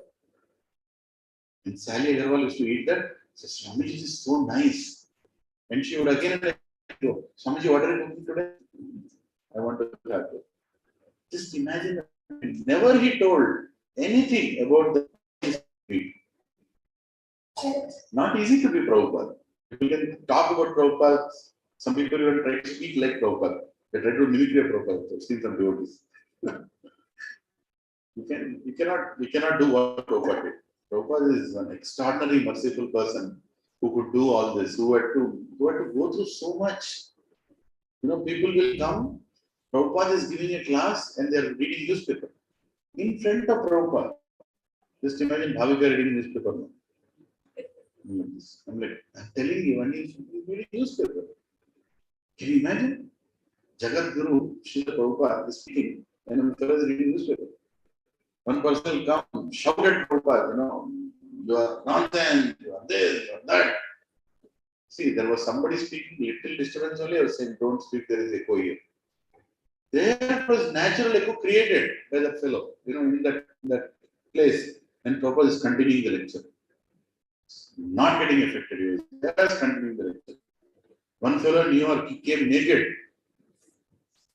Prabhupada is giving lecture, is standing naked in front of Prabhupada. And he is dancing. Prabhupada is getting affected? No, he's not getting affected. He gave his lecture, and at the end of the lecture, he made him sit for him also preferred.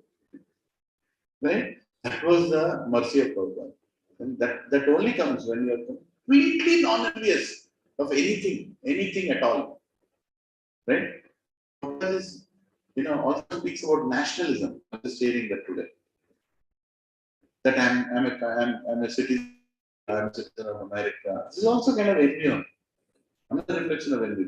We are identifying with the body. You see, we all come to Krishna. Because as soon as you see a foreigner, immediately skin. Skin disease in India. And India, all over the world. थोड़ा गोरा चमड़ी आ गया खत्म उसके तरफ whatever it is true. That they gave Stephen, now we are reading because the white fellow gave it. Right?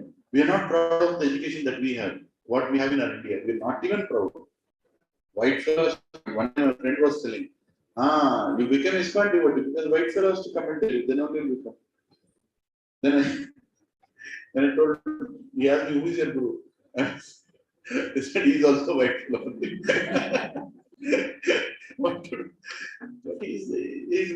more Hindu than a Hindu. He's a more Vaishnava than a Vaishnava, right?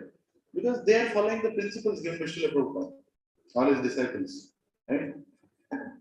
So that being Advesha, Advesha means non-envious. What is the next one? Sarva Bhutanam, towards all living entities, not just Daritra Narayan, Narayan everywhere. Narayan everywhere. Narayan is there in every bird, every animal, and we should be non-envious, serving to everyone. What is the next quality? Maitra, friendly. Yeah? Are we friendly with everybody? A devotee is friendly with everybody. What does it mean to be a friend? No, it's not a friendship day discussion. But what does it mean to be a friend? Where you're not hesitant to tell what is good for him, whether he likes it or not. That is true friendship. Not that, oh, you're great, we both will go to a movie, we'll watch this movie, we'll play this game. No, that's not friendship. If you tell your friend, you're watching too much screen, it's not good for you.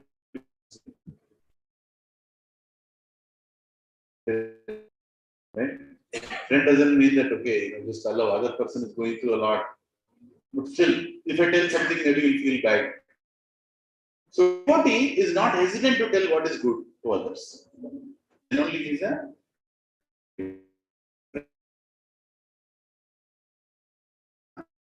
very kind.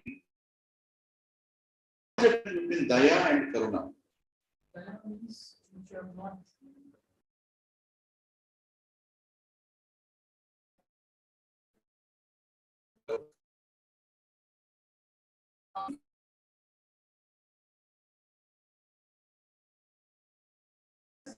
That is mercy.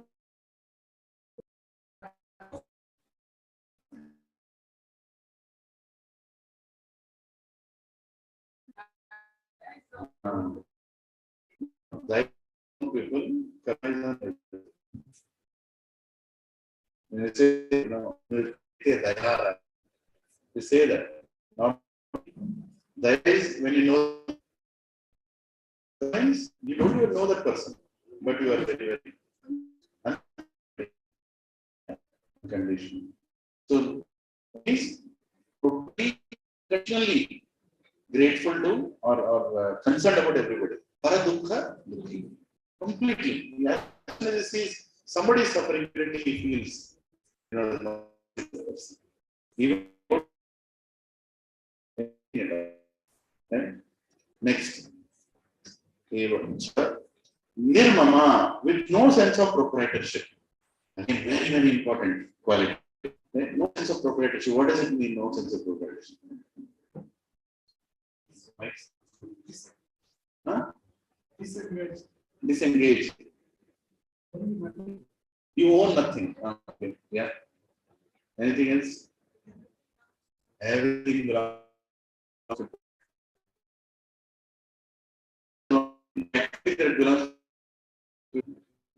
devotee means he will have all the properties, but he will.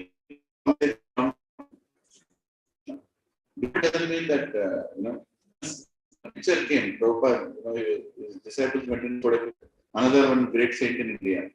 This is not touch money. If I touch, I'll shiver. I can't touch. Then Prabhupada, keep a bag of cash there. I'll go and hug that guy. See, Prabhupada, gross and like, what is the problem in hugging the bag of money if I'm using it in service of Krishna? And that's exactly what Prabhupada never rejected money. Prabhupada reject anything. He would negotiate like best negotiator.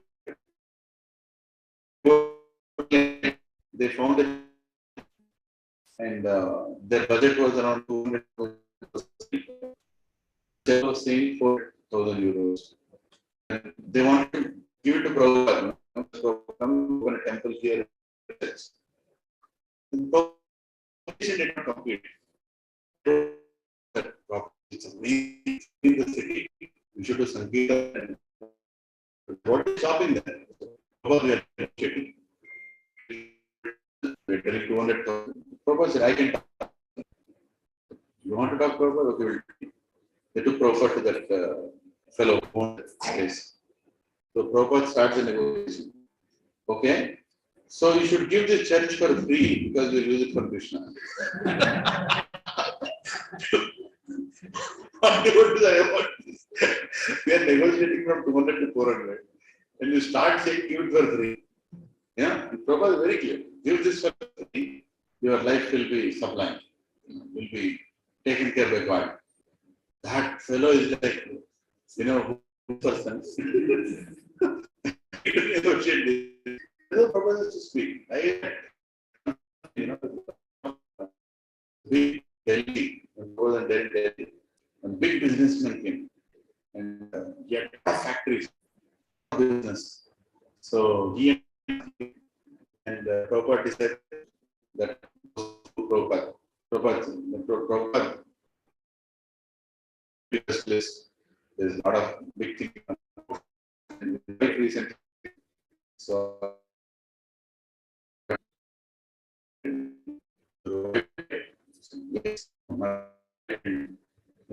into so much anxiety. So you're taking care of so many businesses. Yes, so much tension I have, so much. So you give back.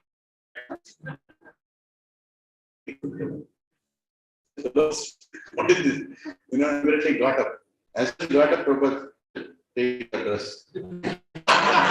Started running only. Then everybody was laughing. Prabhupada scared him out. Prabhupada like, that is the problem. That fellow wants to suffer. He wants to keep everything and suffer. He doesn't want Krishna. Material world means you don't want to give up anything. You want to keep everything and suffer. But if you would have given up, you would have given all the factors to Krishna, you would have been peaceful.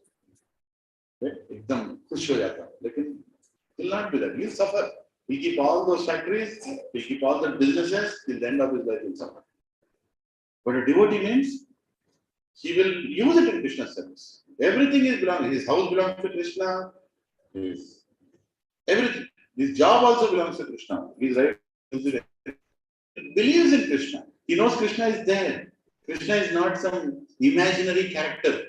Sometimes that we pray. No, Krishna is there. How many of us really believe Krishna is there? Krishna is there. It's not like here the Krishna is very much there. And he is very much watching all of us. Just time is separating when we are all going to meet Krishna. Right? And Krishna is seeing what we are doing for him also. Krishna is not seeing how much you are giving. Krishna is seeing how much you are keeping. Still keeping. Saying that now Krishna doesn't belong to you. Devotee means he'll give it. Lele, Krishna, take it. Okay, done. Next you take care of me. And actually the devotee who reaches that point will be very happy. Being Krishna conscious doesn't mean you don't value money.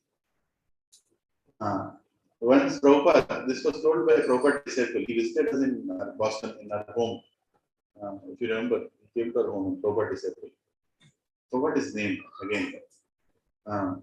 Wonderful person. And he was a cook. When Prabhupada was there, he was a cook in a temple, in Delhi temple. No, not Harishavari Prabhu. Another Prabhupada disciple. He had Prashad in our home. Yeah. So, this Prabhu, he told me a beautiful passion.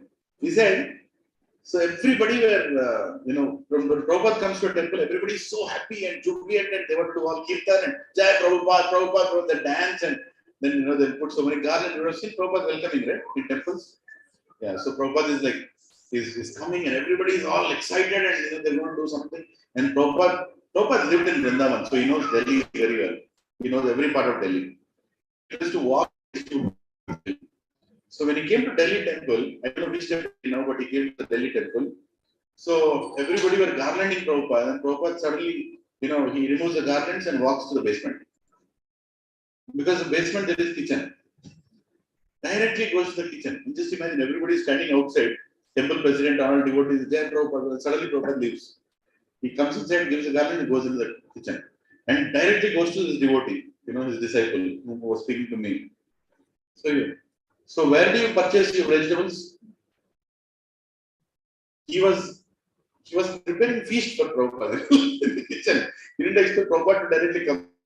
So where do you purchase your vegetables? So, like, Prabhupada, there is that street, and no, you should not go there.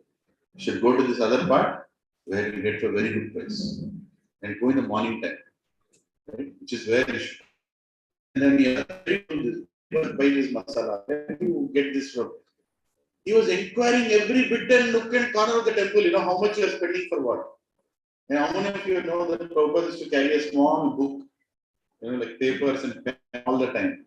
So every money that he used to get, he used to write it down there, debit and credit. He was a good accountant himself. He was a pakka businessman. Right? Every single penny he would write down, what donation is coming, how is it spent. Right? Somebody would tell, that temple needs money. Immediately, no money to the temple. Use it for book distribution.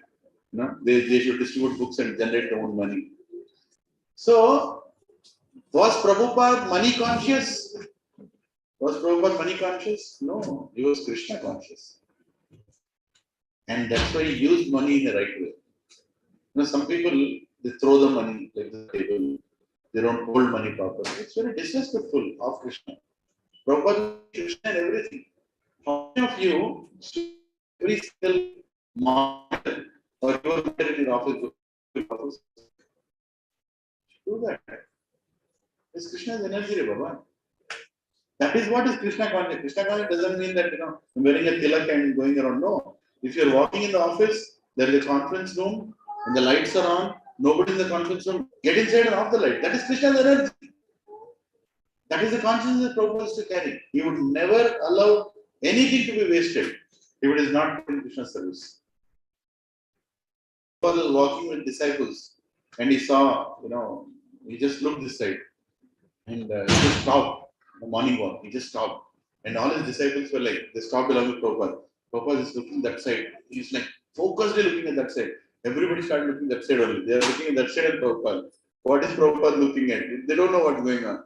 And Prabhupada said, can't you see? Did Prabhupada see Krishna or what?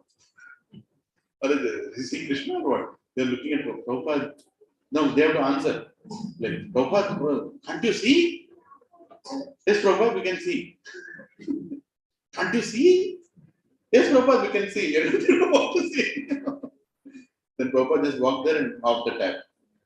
There's a tap there, and the tap water was coming out. He just walked there and he off the tap. Can't you see? Krishna's energy is being wasted. Water is going just like that waste. Just see the consciousness of a devotee.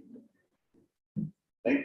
He's kind, paradukka dukhi, is not envious of anyone, he's friendly, and he sees Krishna in everything. Right? No sense of proprietorship. I told all these examples to tell he doesn't see any sense of proprietorship even on the electricity that you are using when doing it. I have money, I can run 5 ACs, but is it needed? Do we have more ACs right now? Can we switch off one AC? You can switch off. If it's not needed, switch it off. If one AC is enough. That is the consciousness of a devotee. Are you thinking, anyway, I paid for the hall, right? It's free only. Let the community pay the bill.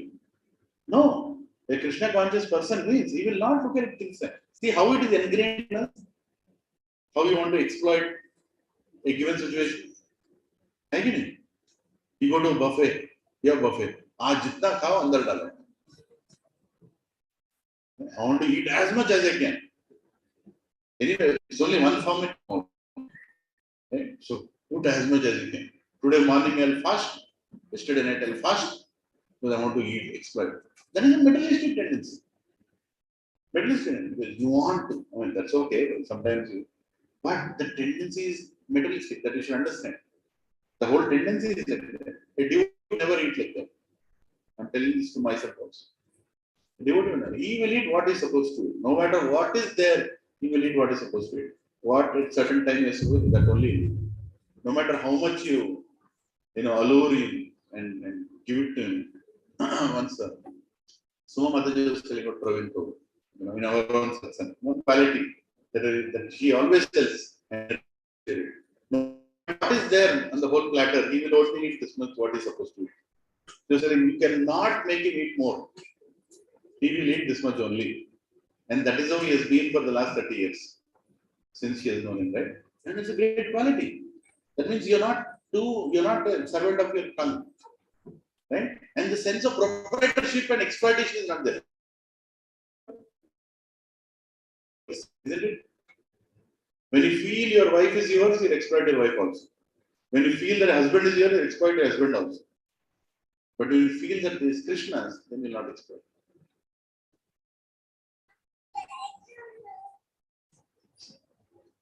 Isn't it? So we should always remember that we don't have a sense of proprietorship in anything. Are you following? What does it mean here? When you say Nirmama, meaning sense of proprietorship, meaning everything belongs to Krishna. I'm using it only for my existence. Just because I bought it, it is not mine. Is your house yours? Is your house yours? Provision Mataji. Are you sure about it? Tomorrow morning you will go. You should be ready to say it's not mine. Krishna is not mine. It's given to me and using it. Right? Is your education yours? Is your intelligence yours? Your intelligence itself is not yours. Right? What is the degree that you hold? The position that you hold? The official company that you hold? The visiting card that you hold? Is it yours? Not yours. Krishna gave it. Krishna gave it and using it in Krishna's service. That is the consciousness of a no proprietorship doesn't only properties. No sense of proprietorship is a whole consciousness that you carry towards anyone's properties, including your own properties. That I don't have any sense of attachment to that. Right? Are you all following? Yeah. Any doubts? Is it too heavy today? Little heavy for me, that I can tell. Nirahankara, without false ego. Now, let's meditate for a few minutes on this. Nirahankara. What does it mean to have false ego?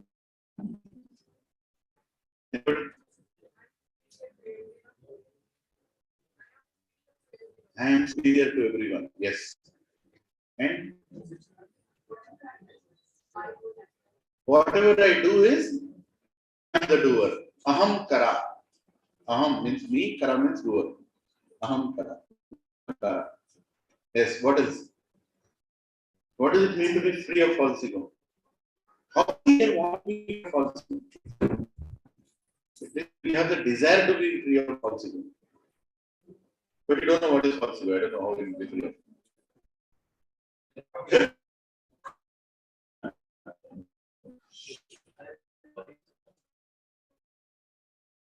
And this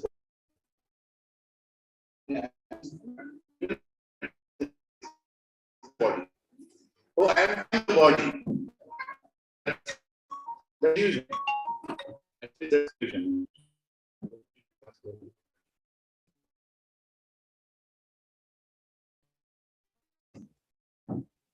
Yeah.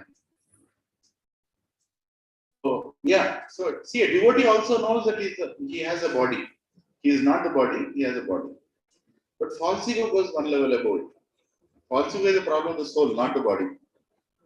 False ego is a problem, anartha of the soul. When the soul misidentifies with the body, and soul sees that he is the doer. So let's analyze this false ego a little bit, right?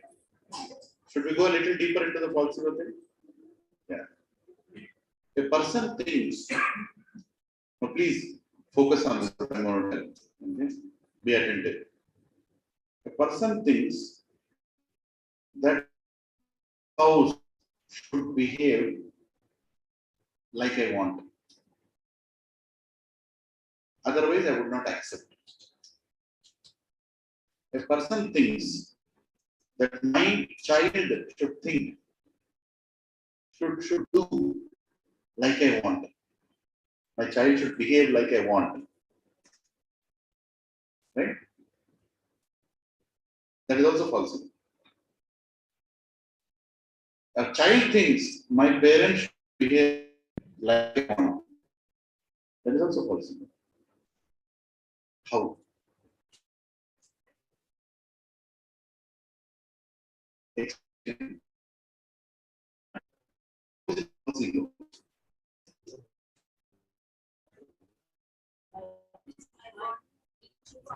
You are taking it for granted.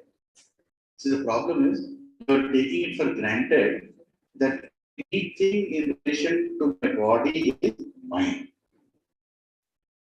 Right? That is where the whole problem is sitting. The biggest problem is sitting there. That anything in relation to my body is mine. And mine means it should work according to my direction. If I ask this, this should happen. If it is not happening, then it's not mine. No?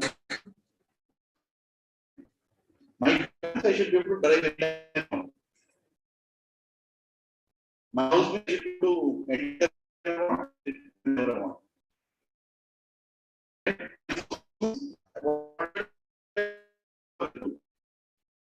Just to understand what I'm saying. Mine.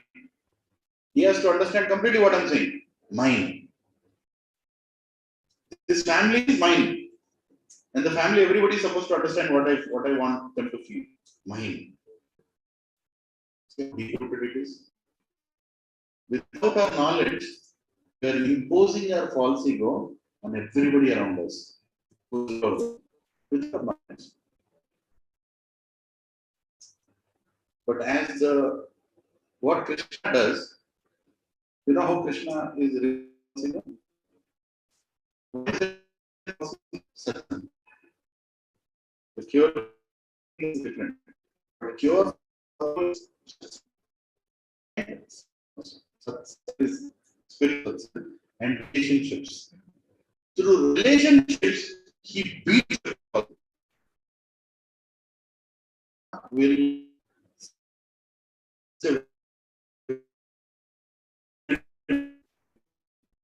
your wife will not cooperate with you. Your husband will not understand. You want it, it will not happen like that. Your child will, your parents will hate you.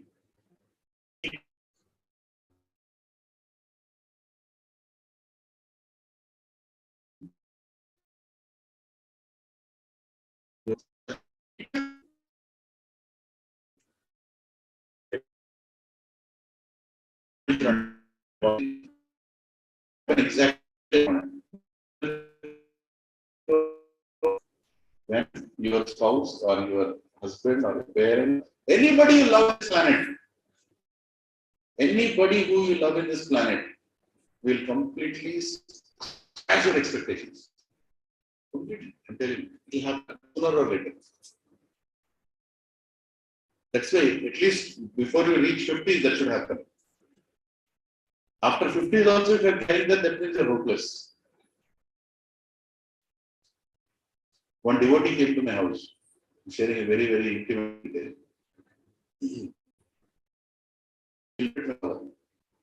He's completely bedridden.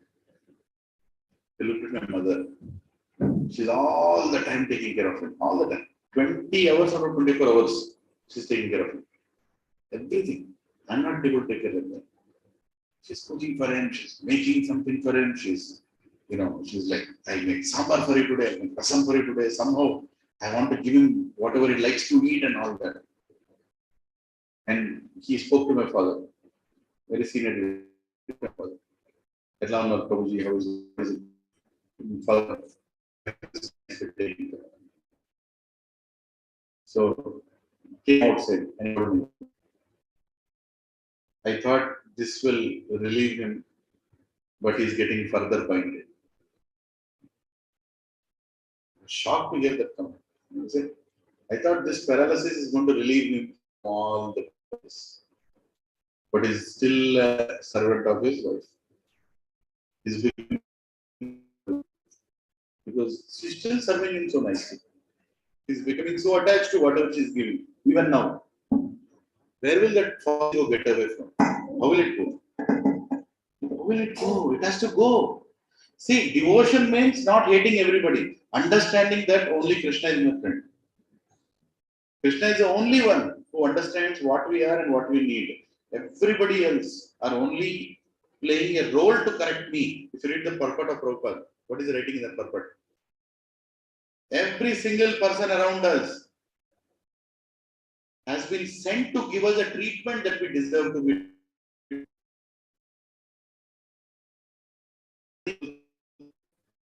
Huh? Let's read that in the purport here. Prabhupada is saying very clearly. Thanks to my past deeds, I should suffer far, far greater than I am suffering now. So it is by the mercy of the Supreme Lord that I am not getting all the punishment I am due.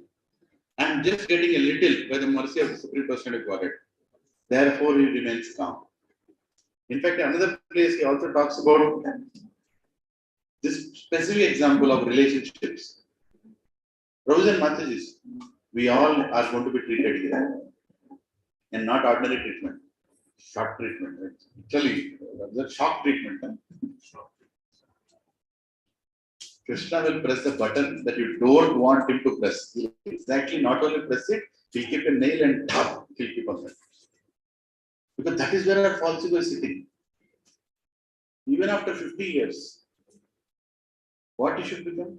What about the 40, 30, 40, 50, 60? You should become more detached from the house. You become more detached from, being enjoying. Enjoying tendencies go away. But what is happening here? Is our enjoying tendency going away or increasing? Huh? Wife is shouting. Now also you'll not buy. Huh? I got 60 years. When will you? Tendency is increasing. Husband, what is he doing? He wants to invest more and more and more and more and more. False ego. False ego means I have this expectation that I want to enjoy. I am the doer. Somehow I want to find that happiness. Like Ravana wanted to build a staircase to heaven. False ego. I want to enjoy. I am the doer. With my deeds I can enjoy. Right? I'll tell you one thing. All of you please remember this. Every person on the planet is trying to find an income that he learned without putting effort. Not a single person has found it till now. Not a single person has found it till now, and he will never find it. You take it from granted. You think if Bill Gates is sleeping peacefully, let me tell you that he is suffering with insomnia, he cannot sleep in the night. Nobody can find an income, nobody will find an income that will come easy without any pain. Whether you buy an apartment in my home, Aparna, or whatever brand you keep. And you say that I have 3 apartments, now I'll get rental income. With that rental income, you will also get the karma. You will suffer. Nothing will come. That is the role Durga is playing. What do you think Durga is playing? Apartment no? Tora, Aduta. Should take the apartment. That's where will come. He'll sign the rental agreement, he'll not give rent. Do what you want to do. Or every day he'll call, say this is not working, that is not working, that is not working, this is not working. It was working, it is not working. I just wanted the rent. No, you will not get the rent. You have to pay for the rent. Nothing will. Every fellow, this is whenever I speak. Oh, somehow I want to make that sense. The boss kicks me out of the job. Another boss. मेरे पास you will never find that. You will spend your life searching for that income will never come to you. I can guarantee. And even if it comes, you will suffer. It will not come free. If you are not destined for it, it will not come. And Krishna will only give it to a devotee. Because Krishna is not attached to that income. Devotee is not attached to that income. He'll give. Prabhupada was given millions of properties and Prabhupada did not even count it. This is not attached to any of the Prabhupada. No sense of proprietorship. Completely no false ego. Prabhupada had no expectation on his disciples. And he put them all to work. Whatever they do is the best. Right? His family he renounced. Prabhupada renounced his family. Wife, 2 sons, daughter. Pura he renounced. Thank you very much. No false ego. No expectation. When it's the right time, He asked his wife, "You want tea or tea? What do you want?" He said, "Tea." He said, "Thank you very much." And there is one Prabhupada disciple. Every day she thanks Prabhupada's wife that you chose tea. Because of that, Prabhupada came out of the and Prabhupada started his fun. Otherwise, if I would have told, no, I want tea only. No, anyway, Prabhupada would have still come out. But the point is, we have to know that every relationship that we have is only to purify us.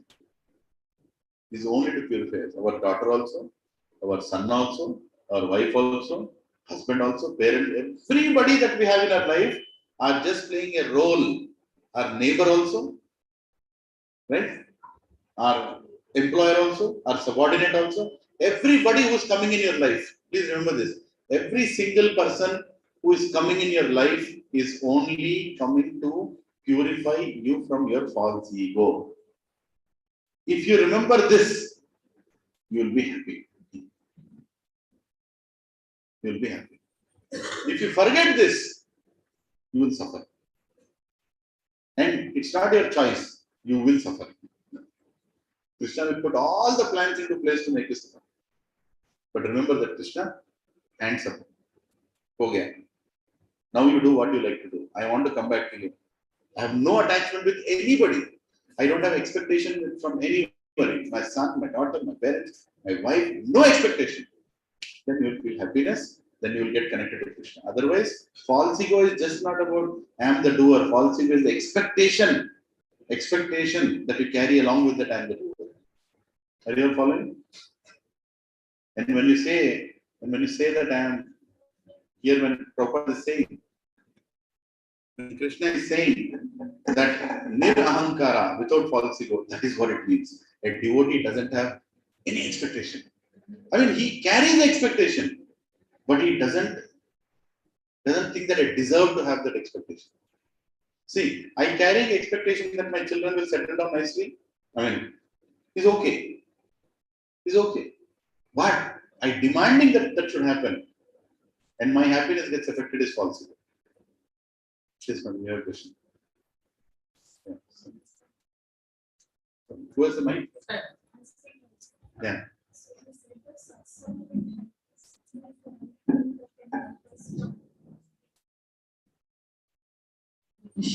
Prabhuji, you said satsang is the only thing that can help us get rid of the false ego. From what I understand from our discussion, you said false ego is something our expectation from our people, from whom we think our mind, who are related to us, skin like that. But in satsang, all our devotees who are very nice to us all the time, then how will they help us realize that and get rid of our false ego? Yes. So when Krishna becomes very pleased by our efforts in satsang, then he brings some extraordinary devotees into our satsang, who will purify us. All the purification will happen with the satsang only. We have never faced a devotee who misunderstood us so far, isn't it? We have never faced a situation where it's become a very difficult relation with the devotee within the satsang, right? So purification is not yet started. When the purification starts, Mataji, I'm telling you, my God, outside people finding difficulty is another thing. Finding difficulty with the devotee, what to speak of a devotee? It's a guru. When your guru rejects you, your masters, the guru will start to judge you. Then the purification is beyond our expectation. It happens. Best example is Arjuna and Bhishma. Both are devotees of Krishna only. But when Krishna wanted to correct Arjuna, and when Krishna wanted to correct Bhishma, whom did he choose to correct? He kept both of them in front of each other. You correct him, I'll sit and watch. Right? It was very difficult for Arjuna to come out of the attachment. It was very difficult for Arjuna to come out of the attachment that he is my great grandfather. And to cure that attachment, who had to fight with? His great grandfather. And his great grandfather is a pure devotee of Krishna, is a Mahajan. And he is attached to his father's promise, right? And he has to set an example for Krishna. And when he had to be purified or he had to be corrected, whom he had to fight with? His most dearest grandson, right? So, beauty of satsang is, Mataji, when I said that, actually, it's a very advanced statement I have heard from my seniors, is that Krishna doesn't bring an outsider to correct us. Because Krishna loves us so much. Krishna is so protective of the devotees that within the devotee community only he will bring one person and give you the maximum pain to come out of that real pain. Right? So if you stay in satsang, no matter what happens, that is why all great acharyas, everybody say, whatever happens, don't leave satsang. Whatever happens, don't leave. Because this is the place where the treatment is going to happen. One by one treatment will happen. First level, second level, third level, fourth level. Everything will happen here. Just time is separating. I know a couple, names apart, the amount of treatment they went through now. We have seen, me and my wife, we have witnessed what they are going through. We could not do anything. We could not do anything. They used to conduct satsang, and not tell which city, whatever, that doesn't matter. They used to conduct satsang, bring so many people to satsang. They used to serve devotees, and then Krishna became very merciful on them. And details apart, one devotee came into their life. He joined the satsang from some other country. And there is one more devotee who came from another place. They both did not have a good, some problem happened. And he was in between. Both of them blamed him. And that went to the topmost level. When the discussion happened, they told him, stop the satsang. And the entire satsang was taken over by one other devotee who was completely misjudging them. And everybody were told that these are very bad people, don't go to them. In front of your eyes, all the people used to come to your satsang is suddenly not only going anywhere else, but they're also thinking bad about you. Right? And then totally crushed, they went to the Shiksha Guru. Shiksha Guru told, you deserve it. And crushed, meaning just imagine when the purification comes. Right? And husband, they were actually good. Very nice couple. In front of our eyes it is happening and we cannot do anything. As you can see, Krishna is. We only were there to support them, saying, Prabhu, just wait. Things will fall into place. Things will fall into place. Just wait. It's not that they have people or people. No, it's not like that. Service. The serviceiness was natural. Right? God knows why Krishna did what. But now I see, whenever I see them, they are more composed and they're very strong couple now. After all that. In that very time, they also lost their parents. Exactly during that time when everything is going on, they lost their parents also. Their health also went down. The couple also went through a lot. Now just imagine, all that what they were doing, they were serving. Right? But Krishna is there. And Krishna really had the way they were being treated, at one point we were scared. Will they do something to themselves? What will happen to them? We were worried, Because the only people they had is devotees in their life. They had no relatives, no friends, only devotees. And they are completely brought out of all the devotees due to some detail level issues. But still they never stopped chanting. They finished their 16 rounds. They performed the same devotional service. And now again Krishna is reviving them. So who came into their life and created all the disturbance? Krishna in the form of devotees. Because he wanted to just give them some correction. Something. See, Krishna is very protective about his devotees. At the same time, Krishna is also very much in anxiety to get his devotees back. So he will act also very shrewdly on devotees to get them back sooner. He's like, my son wants to come home. Don't you want to do anything to bring him closer sooner? So Krishna is also like that, right? So the treatment was very heavy, but through devotees only and through satsang only everything got treated. And now they understood, Prabhu, I think whatever happened for. So instances can be different, but expect highest treatment coming out of satsang only. If you are in satsang, all treatments will happen, all diagnostic tests will happen.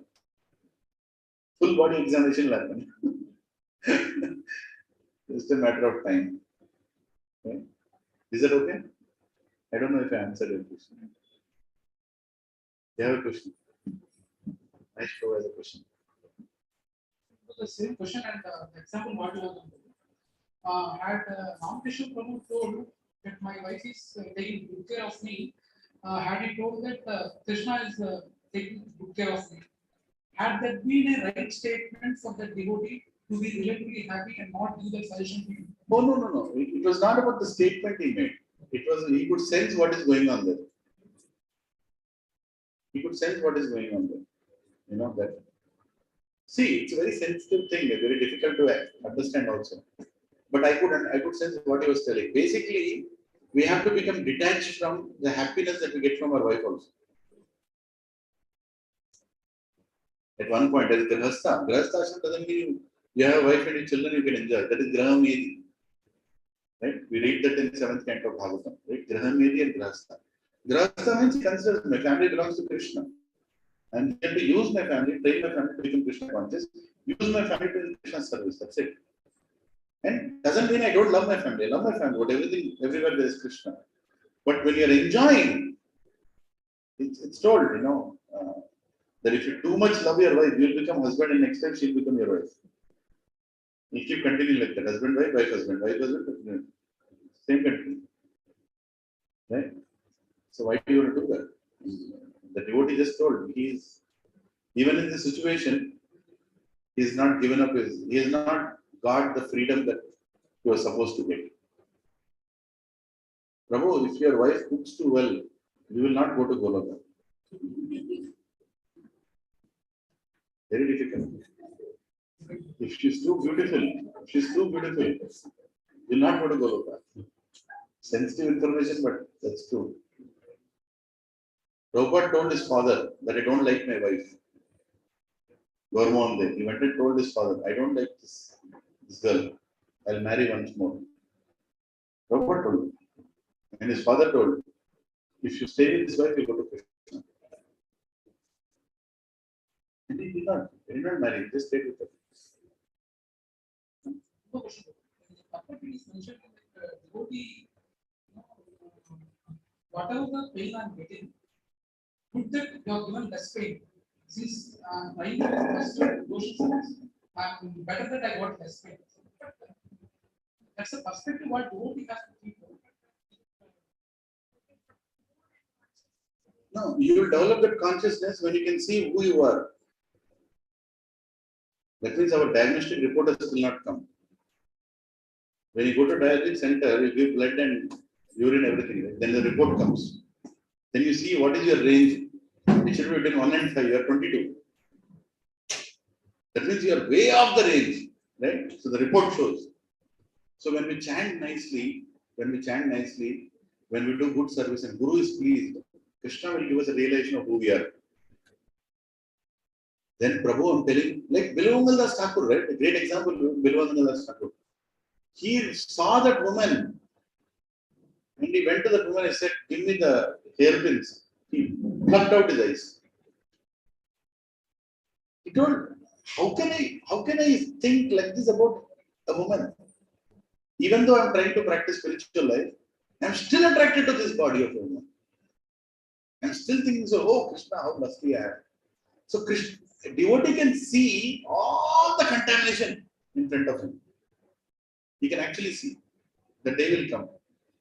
If you're fortunate, it will come soon. And when you see what all you have, how can you be proud of yourself? Right? And then you will automatically feel, Prabhuji, that Krishna, what punishment you are giving me against what I have is very less. It's not a statement. These statements of Acharyas are not some whimsical statements. They're actually truth. That you will actually see so much contamination in yourself. Mark of advancement is how many faults you are seeing in yourself. That is actually mark of advancement. As you are progressing more and more in bhakti, you speak less and listen more. Right? Because you realize that this is also anartha only. Speaking. Also anartha only. I should sit down and listen. Right? So it will come out, bro. It's just a matter of time it will come out. Devotees can see the contamination in themselves very clearly. And that is what makes them humble. That is what makes them humble. All the mistakes, all the bad thoughts, all the bad intentions will come in front of you. And when they all come in front of you, God, what am I doing in satsang? How can these people allow me in satsang? I have so many bad qualities. How can I preach? That is even more difficult, right? When you see who you are, how can you sit on a Vyasasana and give a lecture? It becomes even more purifying. When you do services, the purification is even faster. That you will be embarrassed to face yourself. Then Krishna Bhakti will start. See, we are not taking shelter of Krishna. We are not taking shelter of Krishna because we think we are okay. That is the problem. We are not taking shelter of Krishna. Even now we are not taking shelter. I am not taking shelter of Krishna. I can tell you that. I keep using Krishna whenever I want. I am not taking his shelter. Taking shelter means completely helpless. Are we feeling completely helpless right now? I think we're helpless.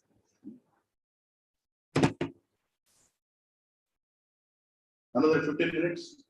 Prashant will start. Where is? So the point is to tell you, where are we feeling helpless? Are we feeling helpless? Are we here? Helpless? Go ahead.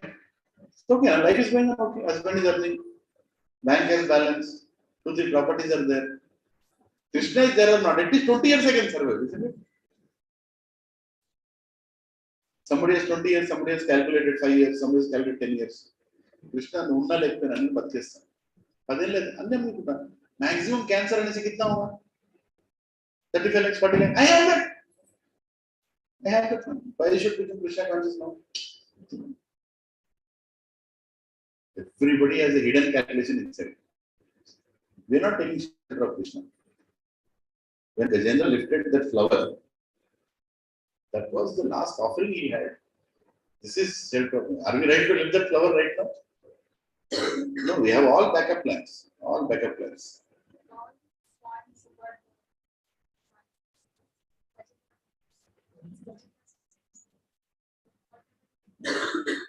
Whatever I'm facing is my previous karmas. I should have deserved more, but you are giving me very less. This all our Prabhupada explains very much about this consciousness of devotees. Yeah. Actually, Bhagavatam is the Amala Puran because devotee speaks what is inside his heart. It is the most costliest information that you are getting without suffering. Right? Free information coming to you without suffering. So now itself we can, prepare your consciousness so you don't have to go through all that in Krishna consciousness. Yes, Krishna. Don't call me Guruji, bro. Prabhuji is a protocol. Prabhuji, Lord Prabhupada used the word Lilananda. The translation it is said without false ego. So ego means self-centered. So, why false ego? Why adding of false? Achha. So there are two kinds of ego: true ego and false ego. True ego means when I understand that I am servant of Krishna. False ego means when I understand that I am servant of Maya. When I think that I am this body, when I think that I am the doer, I am here to enjoy this world. This whole world is for my enjoyment. That is false ego. Ego is you. But what are you? Are you the soul or the body? That determines whether true ego or false ego. Our whole effort is to convert that false ego into true ego. And what is that true ego? It's good to have true ego. What is the true ego? I am the servant of the servant of Krishna. That is my true ego. When you develop that ego, that's bhakti. One more question. So, like the example what we have given in the false ego, we want to say something to someone, they will do their own way. Like, for example, maybe a small example. I want my father to do something, but my father won't listen to it. So, but I believe it is for his good. So does it comes under falsity? Your intention is good, but him not accepting means treatment has started for you. Prabhu, remember one thing. There is nothing in this world we are going to give to anyone and go. Nothing belongs to us. And there is nothing in this world which you can give and feel that they'll be secure. Because nothing is permanent here. Right? Whatever planning we are doing is with our little knowledge that this might help people. Which is true, but everything is temporary. Everything is temporary, right? So ultimately, we have to get rid of this sense of proprietorship and false ego that I am the doer and something belongs to me. And for that, Krishna will give all kinds of treatment. And it comes through relationships. False ego correction happens through relationships. Correction of pride happens through seva. Each anartha has got a antidote. I don't know what you say. Antidote? Yeah? There is anartha, there is antidote for that. How does pride get corrected? Service. If you are too proud, go and keep the chappal properly outside. Everybody must have left it like this on top of that. Go and put it there, automatically your pride will come down. But if you are too proud, you'll also come back and tell, see how I kept it. That is another level of proud. People do service. I'll tell you one very important thing. Very, very important thing. After doing the service, after performing all the service, what is your behavior and what are your comments on others shows what the service has done to you. Simple. After doing all that service, you come back and tell greatness about yourself, bad about everybody else, right? And you want to boost that what you've done is right. That service has exactly worked opposite. Very dangerous. To envious person, to a person with a lot of pride, if you give service also, that completely works opposite. I'll ask a question. After chanting 108 rounds, you should be more eager to come to the satsang, or you should be running away from satsang. Simple.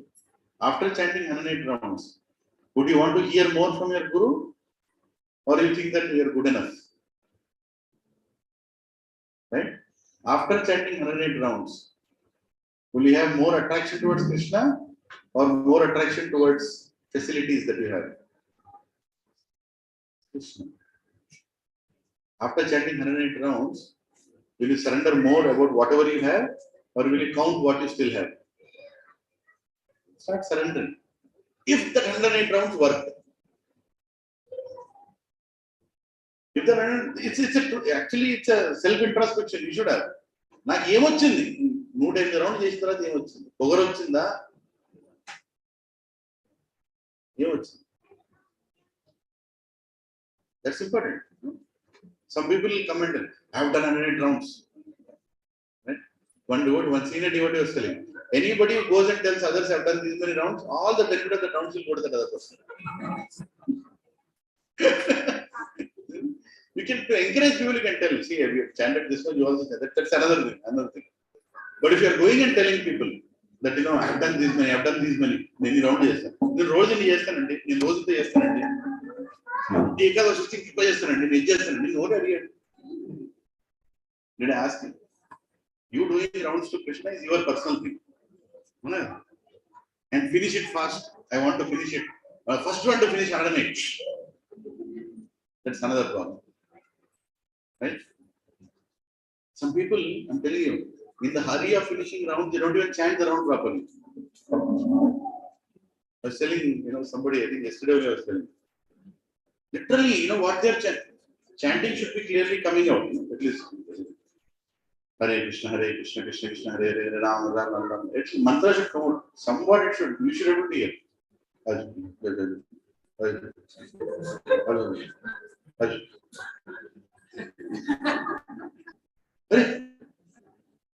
ఏమనేలో పట్ల jump పైకి వెళ్ళిపోయినది round అయిపోయింది mistake rounds without chanting you chanting Saraswati మాత is thinking what is this fellow ఇంత జ్ఞానం ఇచ్చిన బుద్ధి లేదు at least to the round problem no I want to just show off What is that service doing to you? Prabhu, let me, recently His Holiness Bhakti Charu Maharaj, beautiful statement he made. I said it in the group also. He said, I don't care if you do service. First become a good devotee. That was a blunt statement on the face. I don't care. You think Krishna wants us to be good presenter? Krishna is depending on our presentations. Krishna is depending on our preaching. Krishna doesn't care what we'll bring to ISKCON. Forget about it. He wants us to become a devotee so that we can get out of this material world. He wants us these qualities. These qualities is what Krishna really cares for. Everything else is secondary. Did he say here? Somebody chants 108 rounds is my devotee. These are details. After you get these qualities, anything you do is devotion. Are you all following? First get these qualities. I am not envious of anyone. Shh, Hare Krishna, we are finishing this. No? I am not envious of anyone. I don't have a sense of proprietorship on anything. Right? I am derived of a false ego. Nobody belongs to me. I don't have right on anyone. I don't want to take anybody for granted. And everybody who is in my life around me is a product of my karma. Can anyone see air? You can't see. Can you see your karma? You can see this side, you can see that side. That is karma in the form of a person sitting there. Specially made for you. And he'll make sure everything will come. Or she'll make sure everything will come. Just time is separating us. And we are not satisfied, we will get further karma, 2 more children. Right? They also will come and purify you. Everybody who is going to come in your life is meant for your purification. I am repeating this so many times today. Please try to remember this. Nobody is there for your enjoyment. Nobody is there for your enjoyment. And Krishna will purify through your relationships only. False ego will get purified like that. Right? Now let's finish the 2, 3 more. What is the next one? Sama, equal. You treat everybody equally. Right? Pandita, Sama, Darshana. Right? Everybody is child of Krishna. A devotee sees like that. Next, Dukkha, in distress, Sukha, and happiness. Is completely devoid of happiness and distress. A devotee gets a lot of material benefit. It's okay. A devotee gets a lot of material loss. It's okay. It's not easy, huh? It's not easy. When your property is going to dispute, you get a legal notice, then you will tell me. Prabhuji paid full, Prabhuji full. Prabhuji, customer to Prabhuji. When his statement is Krishna will send that notice, don't worry. It's just a matter of time. But a person, Patras Parshasya Konte, Sitoshna, Agana Apayanatya, Stamsaksha, a person who is completely equipoised in distress and happiness is the person who is happy. Does it mean if a devotee gets a good news, he'll not feel happy? He'll laugh. But he'll consider it as Krishna giving it. When something goes away, what will you feel? Krishna took it. Krishna gave it, Krishna took it. What is the problem? No problem. Right? Equal. And in distress and dukkha and sukha. Kshami, forgiving. A devotee is always forgiving. Very difficult. To be a guru, to be a Jagat Guru, the most important quality is what? Forgiving. Forgiving. Because that is what is mercy, right? Mercy means what? You are tolerating. A guru is tolerating his disciple. That is mercy. Once, Mataji went to my Gurudev and she told, my husband is really bad. He is not understanding. He is completely torturing me. I cannot tolerate my husband anymore. Then he called the husband also. Husband told, I cannot tolerate my wife. It is beyond comprehension. I cannot. My Gurudev told, I am tolerating both of you. So you better fix your problem. Very simple. If you think you are tolerating husband tolerating, Guru is tolerating both of you. Right? You take all kinds of problems in front of your Guru. That is also nonsense. Why did you get a Guru? What is the purpose of a Guru? to tell you how to go to Krishna. Right? But people use Guru for all purposes. Right? Anything. Even children marriage also they'll want us. Gurudev, can you search one bride for my daughter? One groom for my daughter? Or one bride for my son? Why do you have to engage in all that services? But people do that. They cheaply use Guru for everything. Right? There are some, okay, I'll not get into that. It's okay. Let's go to the next one. The next one. Shami. Santushta, satisfied. Are we satisfied? Unnada? Asal attendida unnada? Are you satisfied with what we have? नहीं है. अभी क्या villa खरीदना है? Flat, villa, उसका महल, palace. Next what? Okay. You're not happy with anything we have. Even now, do we have a car? Yes. Does a car take you from one place to another place? Yes. Do you want an even bigger branded car? Huh? Me and my son always have this discussion. Wherever he sees, what is that? What is that car?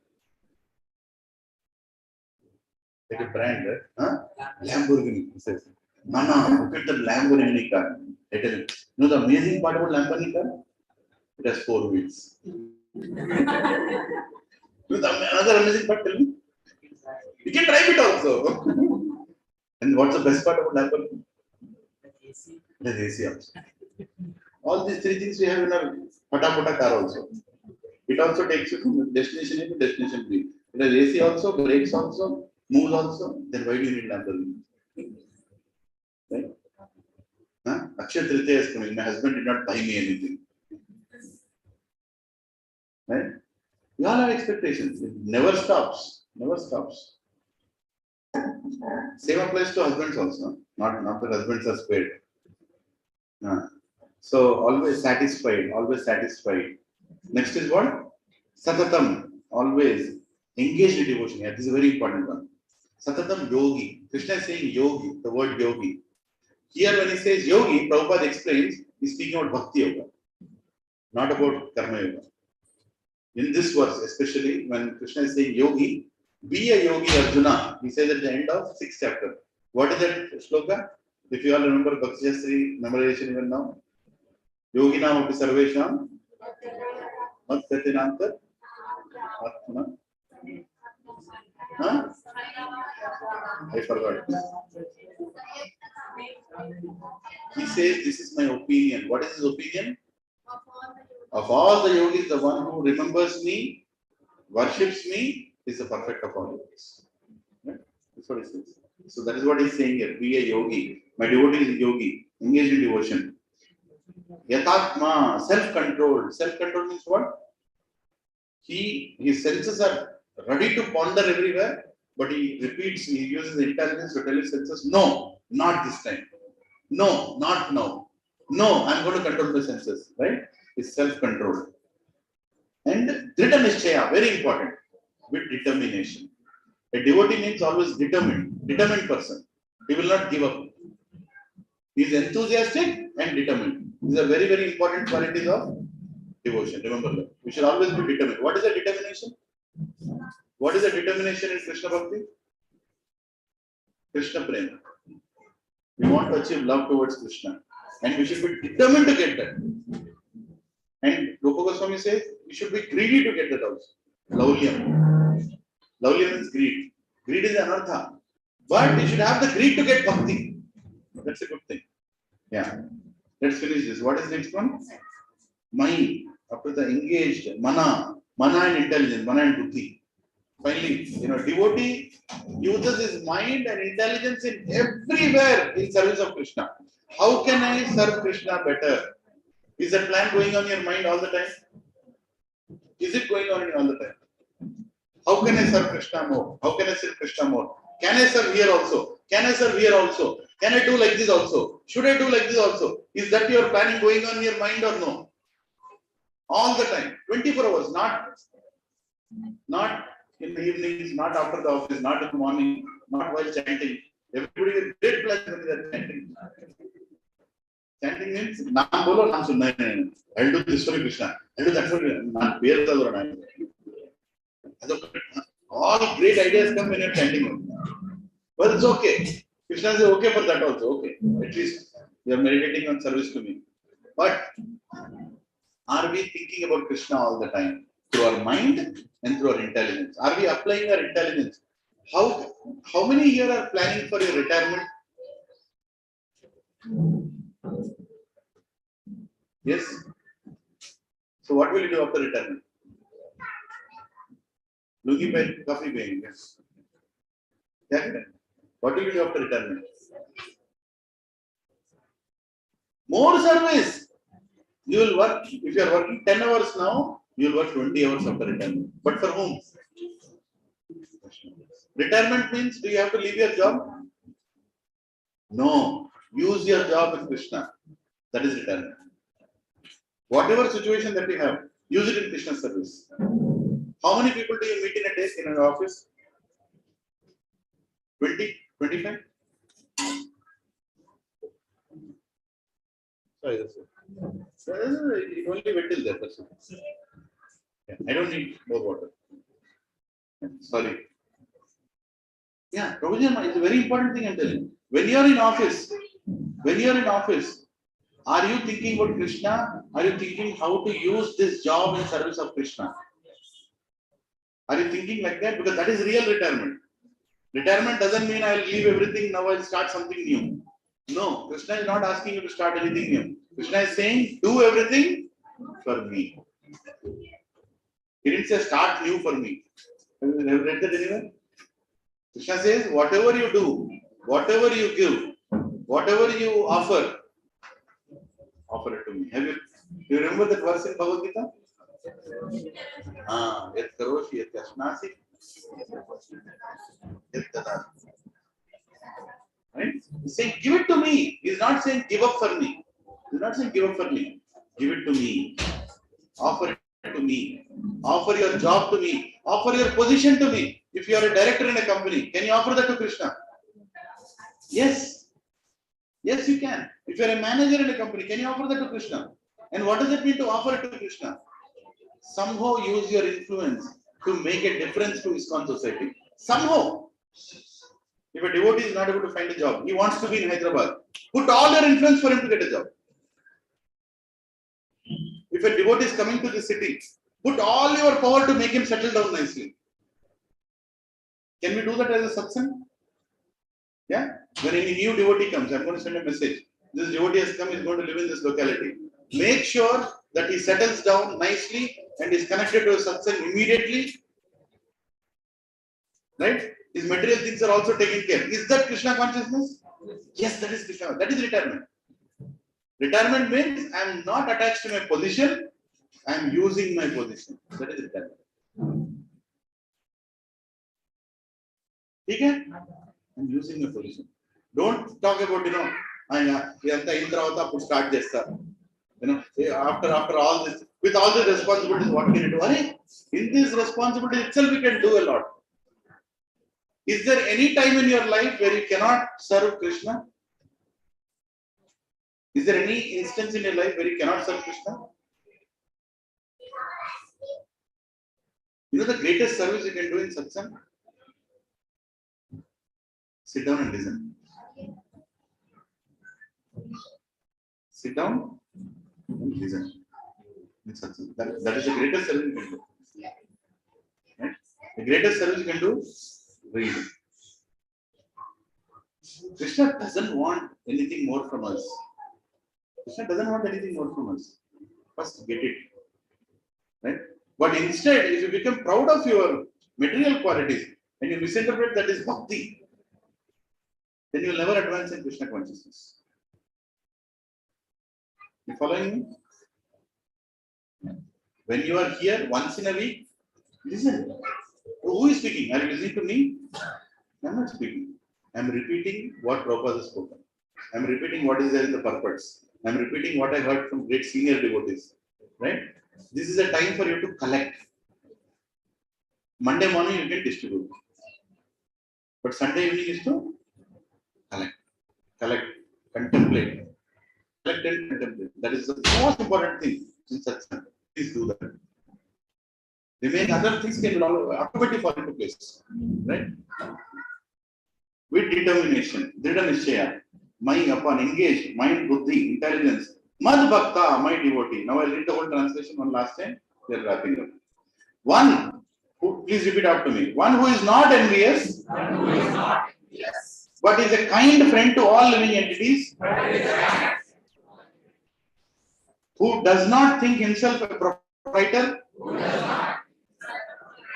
is free from false ego, who is equal in both happiness and distress,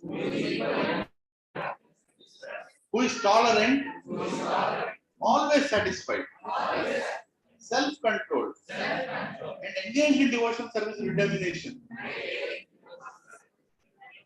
His mind and intelligence fixed upon me. Such a devotee of mine is very dear to me. Right? So let's try to get these qualities. And it will only come through satsang. I really, with my heart and praying, I'm requesting all of you, please pray that I'll also get this quality. Really, I'm struggling in my spiritual life.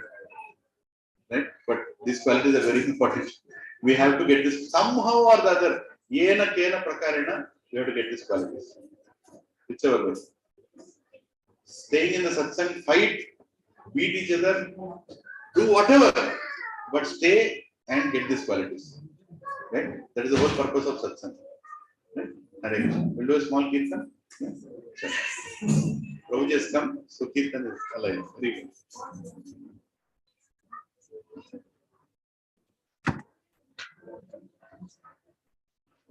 I request everyone for the next 10 minutes, just forget everything and chant the names of Krishna, praying him that we'll get these qualities. Intensely praying him that please give me these qualities. Okay?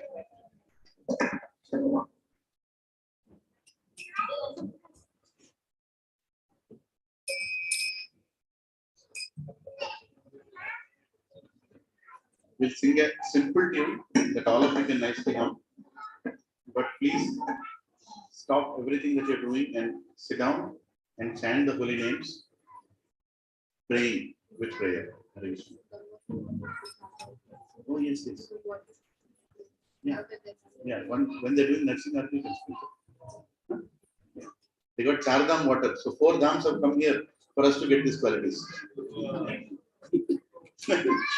Thank you. Can you switch off the lights? Some of the lights too bright here. Just keep one light, one corner.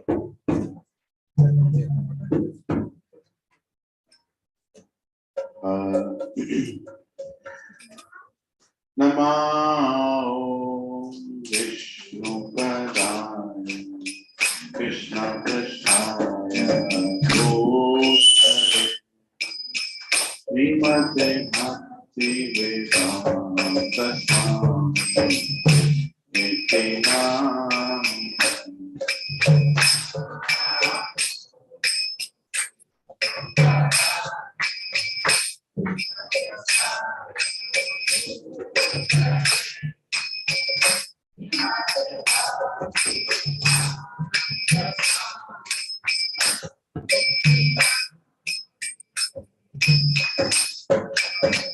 Namaste Saraswati Devi Gauravani Pracharini Nirvishesha Shunyavadi Vasya Prageshatharine Namaste Saraswati Devi Gauravani Pracharini Nirvishesha Shunyavadi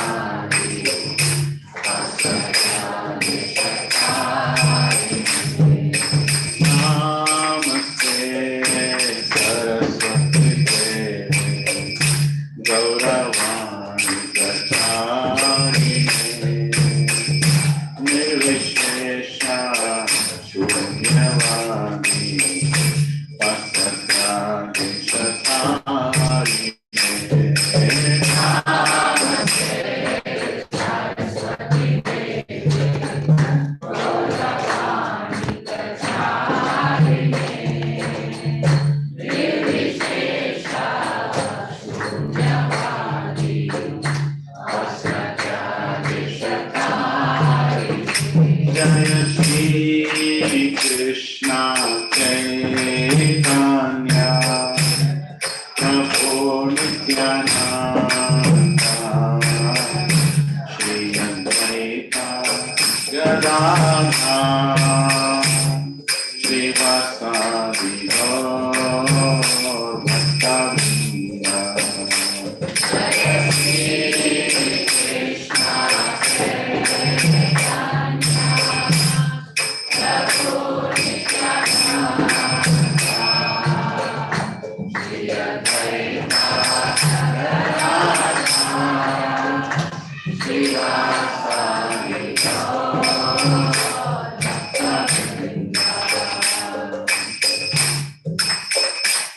Chaitanya Mahaprabhu and Nityananda Prabhu were right here, and they gave us the Hare Krishna mantra. So let's glorify them and chant them from our heart. Jaya Shri Krishna Chaitanya Prabhu Nityananda Shri Advaita Gadadhara Shri Vasadi Gaur Bhattavrinda. Jaya Shri Krishna Chaitanya Prabhu Nityananda Shri Advaita Shri Vasadi Jaya Shri Krishna Chaitanya Prabhu Nityananda Shri Advaita Gadadhara Shri Vasadi Gaur Bhattavrinda. Jaya Shri Krishna Chaitanya Prabhu Nityananda Shri Advaita Gadadhara Shri Vasadi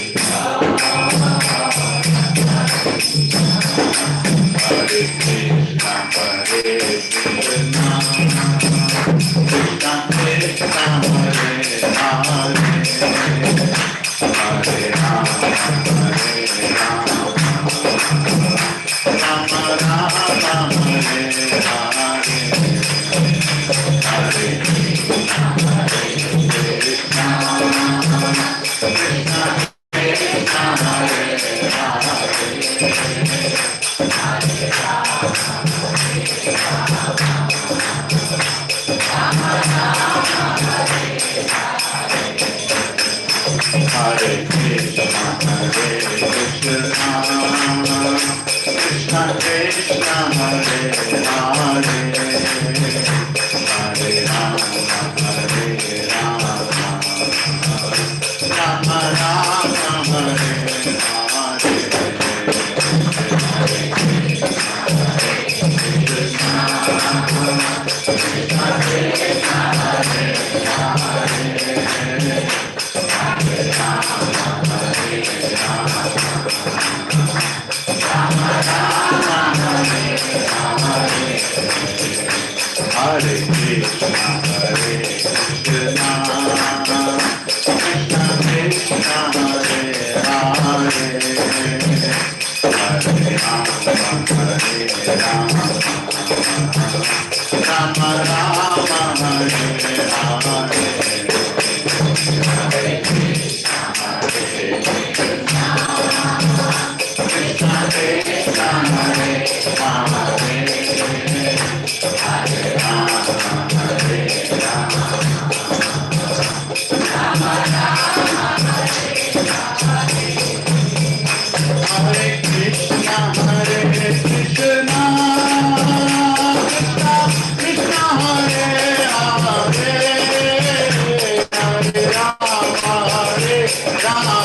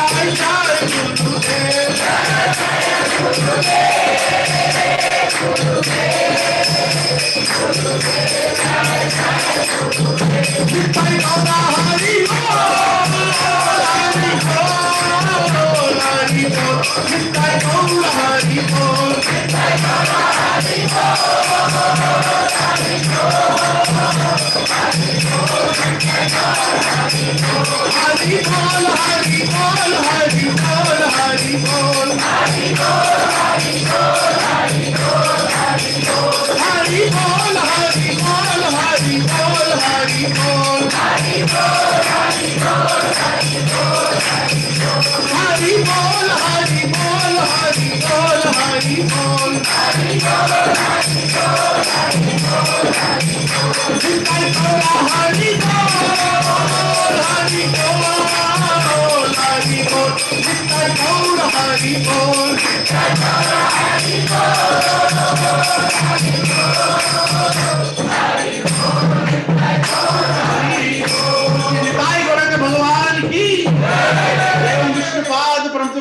Prabhupada Stoktra Divine Grace Bhaktivedanta Swami Srila Prabhupada ki Jai Vishnupada Paramsaprajacharya Stoktra Divine Grace Bhakti Siddhanta Saraswati Thakur Goswami Srila Prabhupada ki Namacharya Sri Haridas Thakur ki Vrindavan 6 Goswamis ki Prem se bolo Jai Shri Krishna Chaitanya Prabhu Nityananda Shri Advaita Gadadhar Srivasadi Gaura Bhakta Vrinda ki Om Shri Radha Krishna Gopa Gopinath Radha Kunda Shama Kunda Giri Govardhan ki Shri Navadvip Mayapur Dham ki Uttam Kshetra Jagannathpuri Dham ki Punya Kshetra Vrindavan Dham ki Gange Mai ki Yamune Mai ki Bhakti Devi ki Kalika Panaputi Maharani ki Harinam Sankirtan ki Transcendental Book Distribution ki Transcendental Prashadam Distribution ki Nitai Gaura Hari Premanande all glories to the assembled devotees all glories to the assembled devotees all glories to the assembled devotees all glories to Shri Guru and Shri Gaurang Vancha Kalpatarupyascha Kripa Sindhubhyaevacha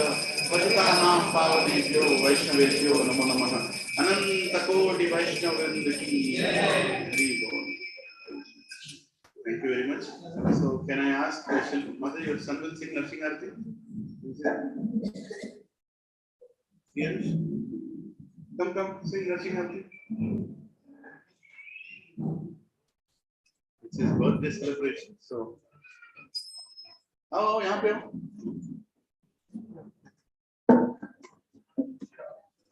All the kids can join. Yeah. Which other kids want to join? Come, see come.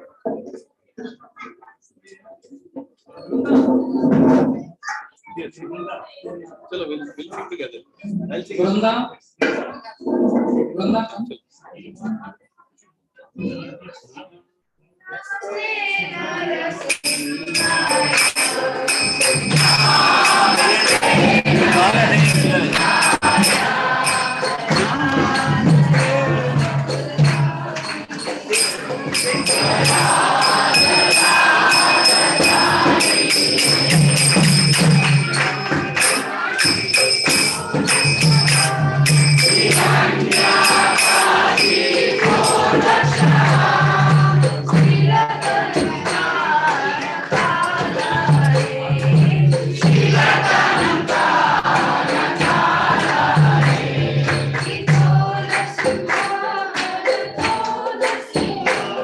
People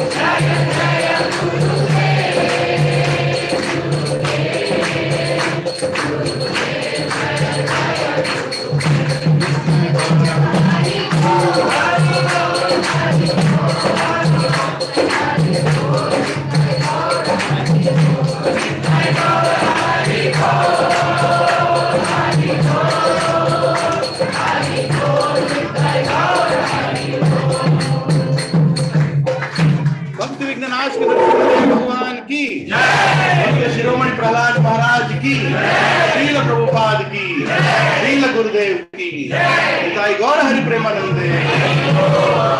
So let us all pray. After this we'll cut the cake, but before that let us all pray that Sriyansh and his whole family and all of us also get all those qualities that Krishna likes by loudly chanting 3 times Hare Krishna Mahamantra. Hare Krishna, Krishna Krishna, Hare Hare, Hare Rama, Rama Rama, Hare Hare, Hare Krishna, Krishna Krishna, Hare Hare, Hare Rama, Hare Krishna, Krishna Krishna, Hare Hare, Hare Rama. Thank God, Premanande. Please cut the tape. We all will. Let's sit down, everybody, and sing the song, and then we can. Our special birthday. Yes. From this. So we celebrate birthdays in our satsang.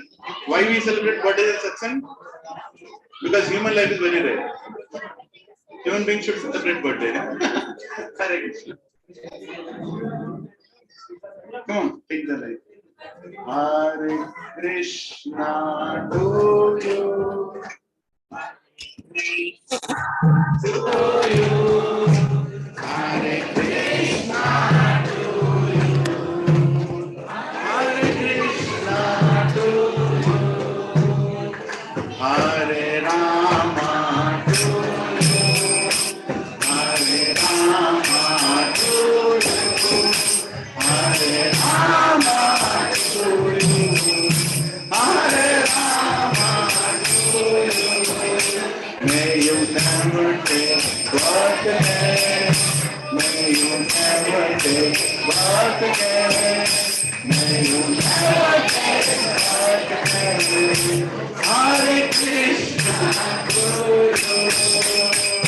Vata Champaru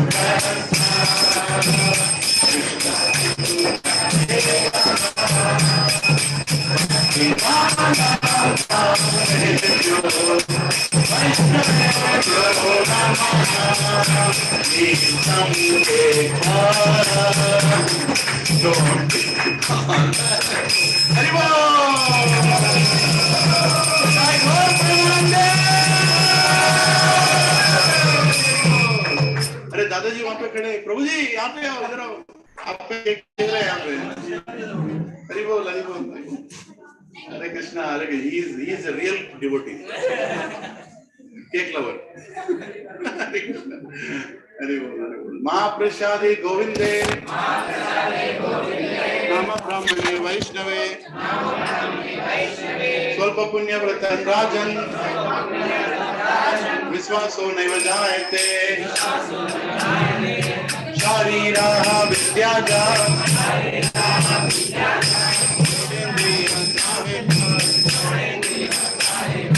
Shive Pele Vike Sagare, Nara Madhya Jiyati. सुरमती साके जेता कठिन संसारे कृष्ण बाणा भयमान गोरी बारी जुहा जाए गो प्रसाद लगलो भाई आओ श्री राधा कृष्णा गुण गाओ हे मेरा को चैतन्य निकाय जय निमाय जय Nitai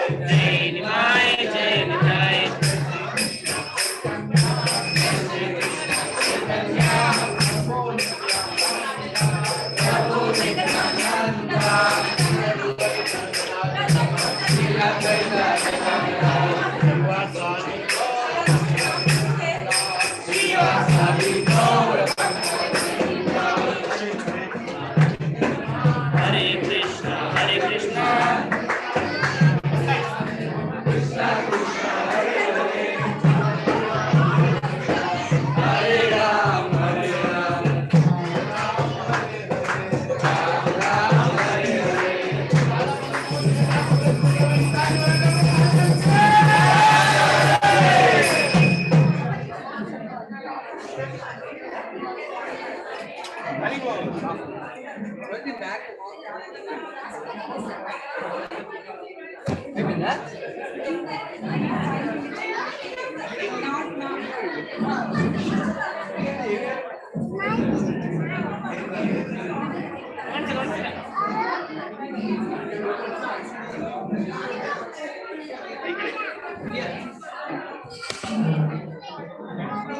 Oh, I have to stop this.